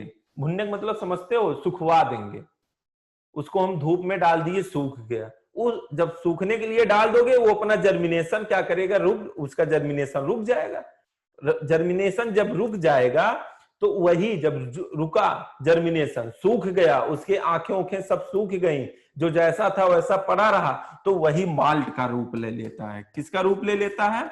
माल्ट का। बाद में हम इसका बियर बनाते हैं। बात समझ गए होंगे आप हमारी बात। जौ के सीड को 2 से 3 दिन पानी में भिगो देते हैं, वो बाद में स्प्राउटिंग होता है, उसमें जमाव होता है। जमाव होने के बाद 2 से 3 सप्ताह लगते हैं। उसमें क्या लगता है, उसके एम्ब्रियो, उसके एंडोस्पर्म, 2 पार्ट होते हैं सीड के। तो एंडोस्पर्म में सारे न्यूट्रिएंट पाए जाते हैं, जो वो एनर्जी एम्ब्रियो अपना बाहर निकालने की कोशिश करती है। जब निकालती है तो वहां पे एक एंजाइम का काम करता है। वो एंजाइम क्या करता है, जो स्टार्च उसके अंदर पाया जाता है उसको किसमें परिवर्तित कर देता है? माल्टोज में। माल्टोज में जैसे परिवर्तित हुआ तब तक समय कितना लगता है? 2 से 3 सप्ताह। 2 से 3 सप्ताह के बाद उस जौ के सीड को हम सुखवा देते हैं धूप में। तो उसके बाद वो पौधा, वो सीड अपना और आगे का प्रोसेस नहीं कर पाता है। तो बाद में जो चीज, जो प्रोडक्ट मिलता है उसको हम क्या कहते हैं? माल्ट कहते हैं। क्या कहते हैं?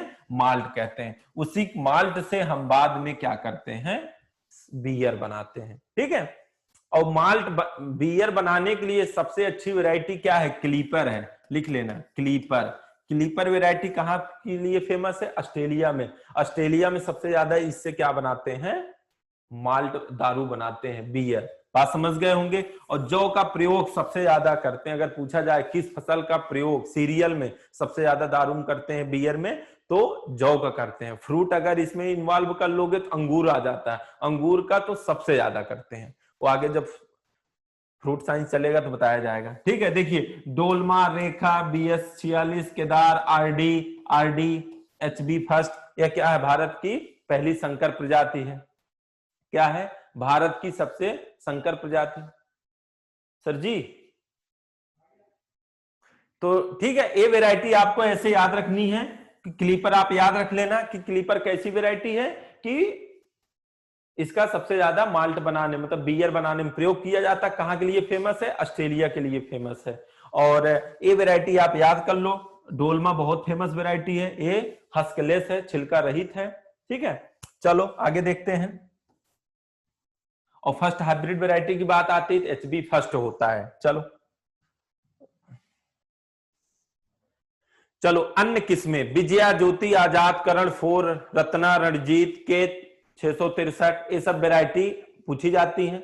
देखिए, फसल प्रणाली की बात करते हैं। ठीक है, कि जैसे धान के बाद जौ की खेती करते हैं। आप जानते ही हो कि धान अधिक पानी चाहने वाली के बाद कम पानी चाहने वाली, यही क्या होती है? हमारी फसल प्रणाली होती है कि कम पानी चाहने के बाद अधिक पानी, या लेग्यूम के बाद नॉन लेग्यूम, टैप रूट के बाद एडवेंटिशियस रूट, ऐसे हम करते हैं। तो वही हुआ, खरीफ में भी मक्का की खेती करने के बाद जौ की खेती करते हैं। ज्वार भी बारिश वाली फसल है तो उसके बाद जौ करते हैं, ये भी है। मूंगफली भी, उर्द भी है। तो कहने का मतलब, इसका मतलब यही हुआ कि इसके बाद जौ की खेती आप कर सकते हैं। खरीफ के बाद, खरीफ में जो भी फसल लेंगे आप, उसके बाद रबी आती है। रबी हमारी जौ उसी की क्रॉप है। तो आप उसके माध्यम से समझ सकते हैं कि खरीफ क्रॉप के बाद हम रबी क्रॉप लेते हैं। तो जौ हमारी क्या है? रबी क्रॉप है। तो उसके बाद उसकी खेती करेंगे। यही हमारी क्या है? फसल प्रणाली है। ठीक है।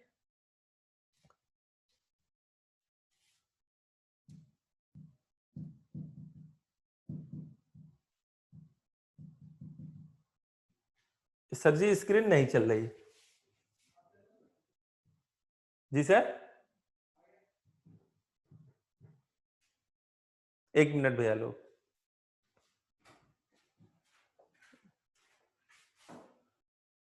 ठीक है, चलो ठीक, आगे देखते हैं। ठीक है, बुआई की बुआई का समय, अब बात आती है बुआई का समय। सारी चीजें हो गई। एक होता सिंचित, एक होता असंचित। मतलब जहां पे सिंचाई की व्यवस्था हो उसको क्या कहेंगे? सिंचित। जहां पे सिंचाई की व्यवस्था ना हो उसको क्या कहेंगे? असिंचित। ठीक है। असिंचित को ही क्या कहते हैं, ड्राई लैंड एग्रीकल्चर कहते हैं, ठीक है। उसी को बरानी कल्टीवेशन भी कहते हैं। पूछा जाता है बरानी क्या है, जहां पे वर्षा प्रधान खेती होती है, वर्षा आधारित खेती होती है, ठीक है।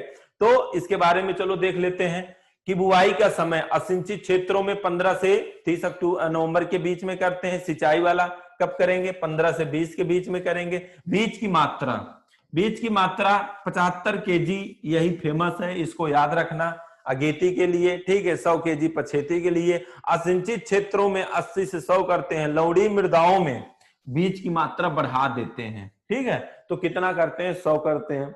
तो आप इतना याद रखना कि लवणीय मृदा में कितना रखेंगे और सिंचित क्षेत्रों में कितनी रखेंगे। तो 75 से 80 केजी आप अगर याद रखोगे तो यहां से भी आपका आंसर सही मिलेगा, ठीक है। चलो आगे देखते हैं। देखिए अब पौधे की दूरी क्या होगी बुआई के समय। गेहूं के आसपास इसका भी सब होता है। जैसे गेहूं में देखो रो टू रो रखते हैं, कितना 20 से 25 सेंटीमीटर रखे थे, तो वहां भी रखा गया है। और पौध से पौध की दूरी वहां भी 8 से 10 थी, यहाँ भी 10 है। असिंचित क्षेत्रों में क्या करते हैं, वहां भी स्पेसिंग बढ़ा दिए थे, यहाँ भी बढ़ गई है। बात समझे कि नहीं। और सिंचित क्षेत्रों में क्या करते हैं कि 4 से 5 सेंटीमीटर हम बोते हैं। कहां पे, सिंचित क्षेत्रों में। असिंचित क्षेत्रों में क्यों गहराई बढ़ा दिए, इस वजह से बढ़ा दिए, जब वहां पे पानी की कमी तो होगी, लेकिन जब सीड नीचे होगा तो सीड नीचे से मॉइस्चर को खींच लेगा, ठीक है। बाद में जब इसके रूट डेवलप्ड होंगे तो पानी काफी नीचे से भी ले सकता है। अगर ले लेगा तो अपनी जीवन यापन को अच्छे से कवर कर लेगा, ठीक है। चलो आगे देखते हैं।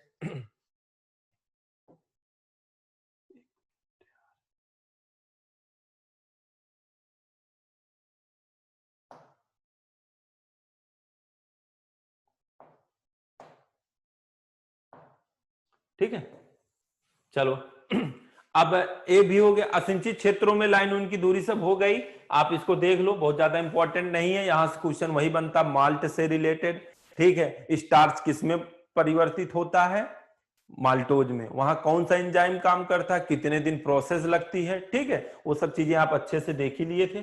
चलो आगे देख लो। बुवाई की विधियां, लाइन केराविद, ठीक है। सिंचित क्षेत्रों में पोराविद, नाईविद द्वारा। असिंचित क्षेत्रों में तो ये सब चीजें, छिटको भी, सीड ड्रिल सब हम आपको बता ही चुके हैं। वो सब वहां पे वही बताया गया था। खाद एवं उर्वरक की बात अगर आती है, गोबर की खाद 120 से 150 क्विंटल पर हेक्टेयर। सिंचित क्षेत्रों में कितना देते हैं, 80-50-50 केजी नाइट्रोजन देते हैं। असिंचित में कितना देते हैं, 50-30-30 देते हैं। देर से बुआई करने पर 40-20-30 देते हैं। बात समझ गए कि नहीं। एनपीके का मात्रा मतलब 40 केजी नाइट्रोजन, 30 केजी आपका फास्फोरस और 20 केजी आपका पोटास। बात समझ गए कि नहीं, इतना आप समझ गए होंगे। चलो आगे देखते हैं। देखिए जल प्रबंध, जल की मांग, भाई आपको पहले ही पता है, जहां पे पानी कम होती वहीं जौ की खेती की जाती है। इसकी खेती के लिए कितना जलवायु की जल मांग की जरूरत पड़ती है, 250 से 300 मिलीमीटर। सिंचाई जल की उपलब्धता के आधार पर, अगर एक सिंचाई की उपलब्धता है तो बुवाई के कितने दिन बाद करेंगे, 30 से 35 दिन बाद करेंगे। अगर 2 सिंचाई उपलब्ध है तो पहली सिंचाई 30 से 35 दिन बाद करेंगे, दूसरी सिंचाई कब करेंगे, पुष्पावस्था पे करेंगे, ठीक है। चलो खरपतवार प्रबंध, जौ की फसल में खरपतवारों की प्रतियोगिता की करने की अवधि कितनी होती, बुवाई से 30 से 35 दिन तक फसल और खरपतवार में कंपटीशन होता है, ठीक है, दिन तक होता है। इस समय फसल को खरपतवारों से मुक्त रखना अति आवश्यक होता है। रासायनिक खरपतवार नियंत्रण, ठीक है, जो जैसे गेहूं में जो रसायन प्रयोग करके खरपतवार नियंत्रित किए थे, उसी विधि से जौ में या उसी रसायन से आप जौ में कर सकते हैं, ठीक है। चौड़ी पत्ती लग रही है तो 2,4-D डाल देंगे। अगर सिंगल मतलब पतली सकरी पत्तियां लग रही हैं तो सल्फोसल्फ्यूरान या आइसोप्रोट्यूरान या पेंडिमेथिलिन डालेंगे, ठीक है। चलो प्रमुख रोग, पत्तीधारी रोग, हेलमिंथोस्पोरियम ग्रैमिनियम, ठीक है, पूछा जाता है। पत्ती रोग एक प्रकार का क्या है, फंगस है, ठीक है। पीली गिरुई, भूरी गिरुई, काली गिरुई यहां भी लगता है। मैंने वहां पे आपको बताया था पीली गिरुई का और किस नाम से जानते हैं, स्ट्रिप रस्ट से जानते हैं।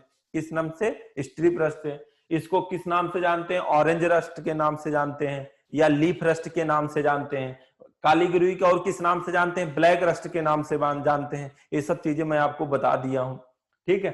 कंडुआ रोग यहाँ भी लगता है, वहां अस्टिलेगोनुडा यहाँ पे है, वहां पे अस्टिलेगोनुडा ट्रिटिसाई था, इतना ही अंतर है। बीज जनित बीमारी है, इंटरनल सीड बाउंड कर सकते हो, आंतरिक बीज जनित, समझ गए कि नहीं। और चूड़ी तासिता वहां भी लगी थी, इरिसाइफी ग्रेमनिस, वही यहाँ भी है। तो मोलिया डिजीज वहां भी लगी है, यहाँ भी है। किससे लगती है? निमेटोड से लगता है। कौन सा निमेटोड है? एट्रोडेरा एवनी, वहां भी था, यहाँ भी है। तो कुछ नया नहीं है। उसके बीमारी जौ के, गेहूं की बीमारी, जौ की बीमारी सेम है, ठीक है। उपज की बात करेंगे, दाने की उपज कितनी होती? 30 से 35 कुंटल पर हेक्टेयर। भूसे की उपज कितनी होती है? 40 से 50 केजी कुंटल पर हेक्टेयर। 40 से 45 कुंटल पर हेक्टेयर भूसे की होती है और 30 से 35 क्या होती है? दानों की होती है, ठीक है।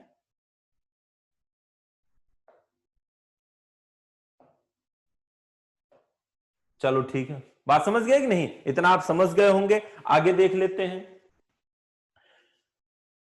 जैसे अभी मक्के में एक लाइन जो छूटा था, वाइट बट जिंक का मैटर बताए थे आपको।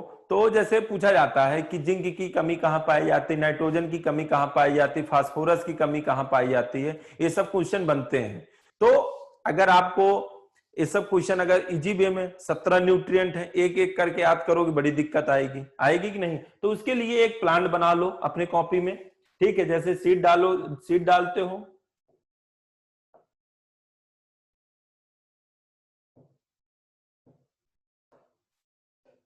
चलो सीड डाल दिए, ठीक है। जर्मिनेट करता है पौधा, एक पत्ती निकलती है, और जर्मिनेट करता है 2 पत्ती निकलती है, और जर्मिनेट करता है तो 3 पत्ती निकलती है, और जर्मिनेट करता है तो चौथी पत्ती निकलती है। एक समय ऐसा आता है एपिकल बड आ जाता है। क्या आ जाता है? एपिकल बड आ जाता है। एपिकल बड मतलब क्या हुआ?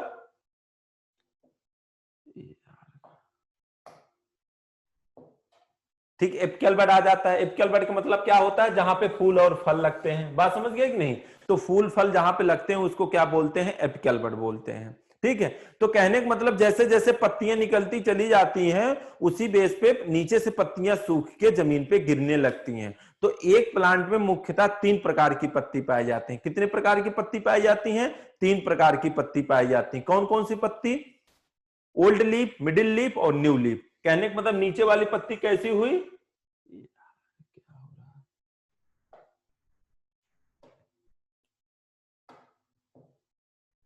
ठीक है, ए नीचे वाली पत्ती कैसी हुई? न्यू लीफ हुई।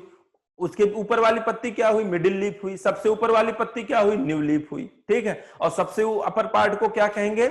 एपिकल बड कहेंगे, जहां पे फूल फल लगते हैं। लगते हैं कि नहीं? तो इसको क्या कहेंगे? एपिकल बड कहेंगे। तो देखिए, दो पत्ती के बीच में, दो पत्ती के बीच में, दो पत्ती के बीच में, ठीक है, कौन सी पत्ती है? जिंक है।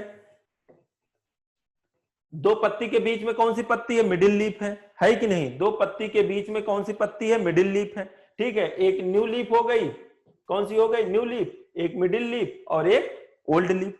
दो पत्ती के बीच में मिडिल लीफ, तो 2 जनरेशन है ना, एक नई है एक पुरानी। इसके बीच में कौन सी पत्ती है? मिडिल है। वैसे 2 जनरेशन के बीच में, जैसे मैं, मेरे पिताजी, आप, आपके पिताजी, दोनों जनरेशन के बीच में क्या समान है? जीन समान है ना। क्या समान है? जीन।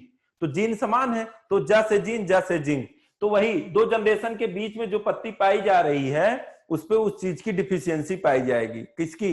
जैसे जीन, जैसे जिंक, जैसे जीन। तो जिंक की कमी कहां पाई जाती है? मिडिल लीफ पे। बात समझे कि नहीं? जिंक की कमी कहां पाई जाएगी? मिडिल लीफ में। अब वैसे नई पत्ती की बात कर लो। नई पत्ती नई है कि नहीं? एक क्लासरूम है, क्लासरूम में कोई आए, हमें मार के चला जाए, और एक बच्चा कोई ऐसा था जो आज पहला दिन आके बैठा है, तो वो बच जाए, उसको ना कुछ कोई बोले, तो उसके दिमाग में कुछ आएगा सेंटेंस ना, कि यार ये तो नए थे तब भी मारे गए, मैं तो पुराना था, मैं तो सॉरी वो पुराने थे तब भी मारे गए, हम तो नया था, हम कैसे बच गए? तो उसके दिमाग में क्या सेंटेंस बन रहा? सेफ मैं क्यों, सेफ मैं क्यों। लिख लो इसको। सा से सल्फर, फा से फेरस, मै से मैग्नीज, क्यू से कापर। मतलब सल्फर, आयरन, मैग्नीज और कापर की डिफिशियंसी कहां पाई जाती है? न्यू लीफ पे। बात समझे कि नहीं? जैसे नया लड़का कह रहा सेफ मैं क्यों, पुराना मारा गया, हम क्यों सेफ हैं? तो उसी पे एक सेंटेंस बना दो, सेफ मैं क्यों। सा से सल्फर, फ से फेरस, मै से मैग्नीज, क से कापर, क्यू से कापर। बात समझ गए कि नहीं? यही चीज अब ओल्ड लीफ भी कह रही है। क्या कह रही है? Old leaf. जैसे पुरानी पत्ती है लेकिन बहुत ज्यादा पुरानी नहीं, बहुत ज्यादा पुरानी होती सूख के क्या होती, गिर जाती ना, तो पुरानी नहीं है लेकिन पुरानी है। तो ऐसे एक महिला की बात करूं जिसको बच्चा पैदा होता है, बहुत ज्यादा पुरानी नहीं होती लेकिन पुरानी होती है, तो महिला के बारे में कहा जा रहा है महिला पहले गर्भ थी। एक सेंटेंस हो गया। मोको नहीं पता, मोको नहीं पता, महिला पहले गर्भ थी, मोको नहीं पता। म से महिला, म से मैग्नीशियम, तो ठीक है, मैग्नीशियम की कमी कहां पाई जाएगी? नई पत्ती, सॉरी पुरानी पत्ती में पाई जाएगी। मो, MO, मोलिबेडनम, मोलिबेडनम की कमी कहां पाई जाएगी? पुरानी पत्ती में। मो को, कैसे पोटेशियम, पोटेशियम की कमी कहां पाई जाएगी? पुरानी पत्ती में। ना से नहीं, ना थे नाइट्रोजन, नाइट्रोजन की कमी कहां पाई जाएगी? पुरानी पत्ती में। बात समझ गए कि नहीं? और एक और बनता है पता, प से पता, पा से फास्फोरस, इसकी कमी कहां पाई जाएगी? पुरानी पत्ती में। महिला पहले गर्भ थी, मो को नहीं पता। मां से महिला, मां से मैग्नीशियम, MO मोलिबेडनम, के से पोटेशियम, नहीं से नहीं, नहीं से नाइट्रोजन, पा से पता, पा से फास्फोरस। ये सब न्यूट्रन की कमी कहां पाई जा रही है? पुरानी पत्ती में। सेफ, मै, क्यू, सा से सल्फर, फा से फेरस, मै से मैग्नीज, क्यू से कॉपर, इसकी कमी कहां पाई जा रही है? नई पत्ती पे। दो जनरेशन के बीच में कौन सी पत्ती है? मिडिल। दो जनरेशन के बीच में क्या समान होता है? जीन, जैसे जीन, जैसे जिंक, जिंक की कमी कहां पाई जाएगी? मिडिल लीफ में। एक होता है एपिकल बड, एपिकल बड जानते हो ना, शीर्ष भाग। तो भाई प्लांट का सबसे शीर्ष भाग है कि नहीं? प्लांट का सबसे शीर्ष भाग है, तो शीर्ष भाग है तो उसके अंदर कुछ रंगबाजी होगी सॉरी, तो उसके पास कुछ रंगबाजी होगी। तो बोल रहा काबे, तो का से कैल्शियम, बा से बोरान, काबे, का से कैल्शियम, बा से बोरान। कैल्शियम बोरान की कमी कहां पाई जाती है? एपिकल बड पे पाई जाती है। आप इसको थोड़ा दिमाग में बैठा लोगे तो एक क्वेश्चन कहीं आएगा तो आप कर सकते हो। पुरानी लिप पे किसकी कमी पाई गई? Magnesium, molybdenum, NPK। नई पत्ती पे किसकी कमी पाई गई? सल्फर, आयरन, मैग्नीज और कॉपर। और मध्यम पत्ती पे किसकी कमी पाई जाती है? जिंक की। एपिकल बड पे किसकी कमी पाई जाती है? कैल्शियम और बोरान की। इससे आप समझ सकते हो, ठीक है, कि किस न्यूट्रिएंट की डिफिशियंसी प्लांट के किस पार्ट पे पाई जाती है। ठीक है, आपका इतना हो गया होगा, तो हम आज के लिए इतना ही है। और सर वो डाउट करवाएंगे सर?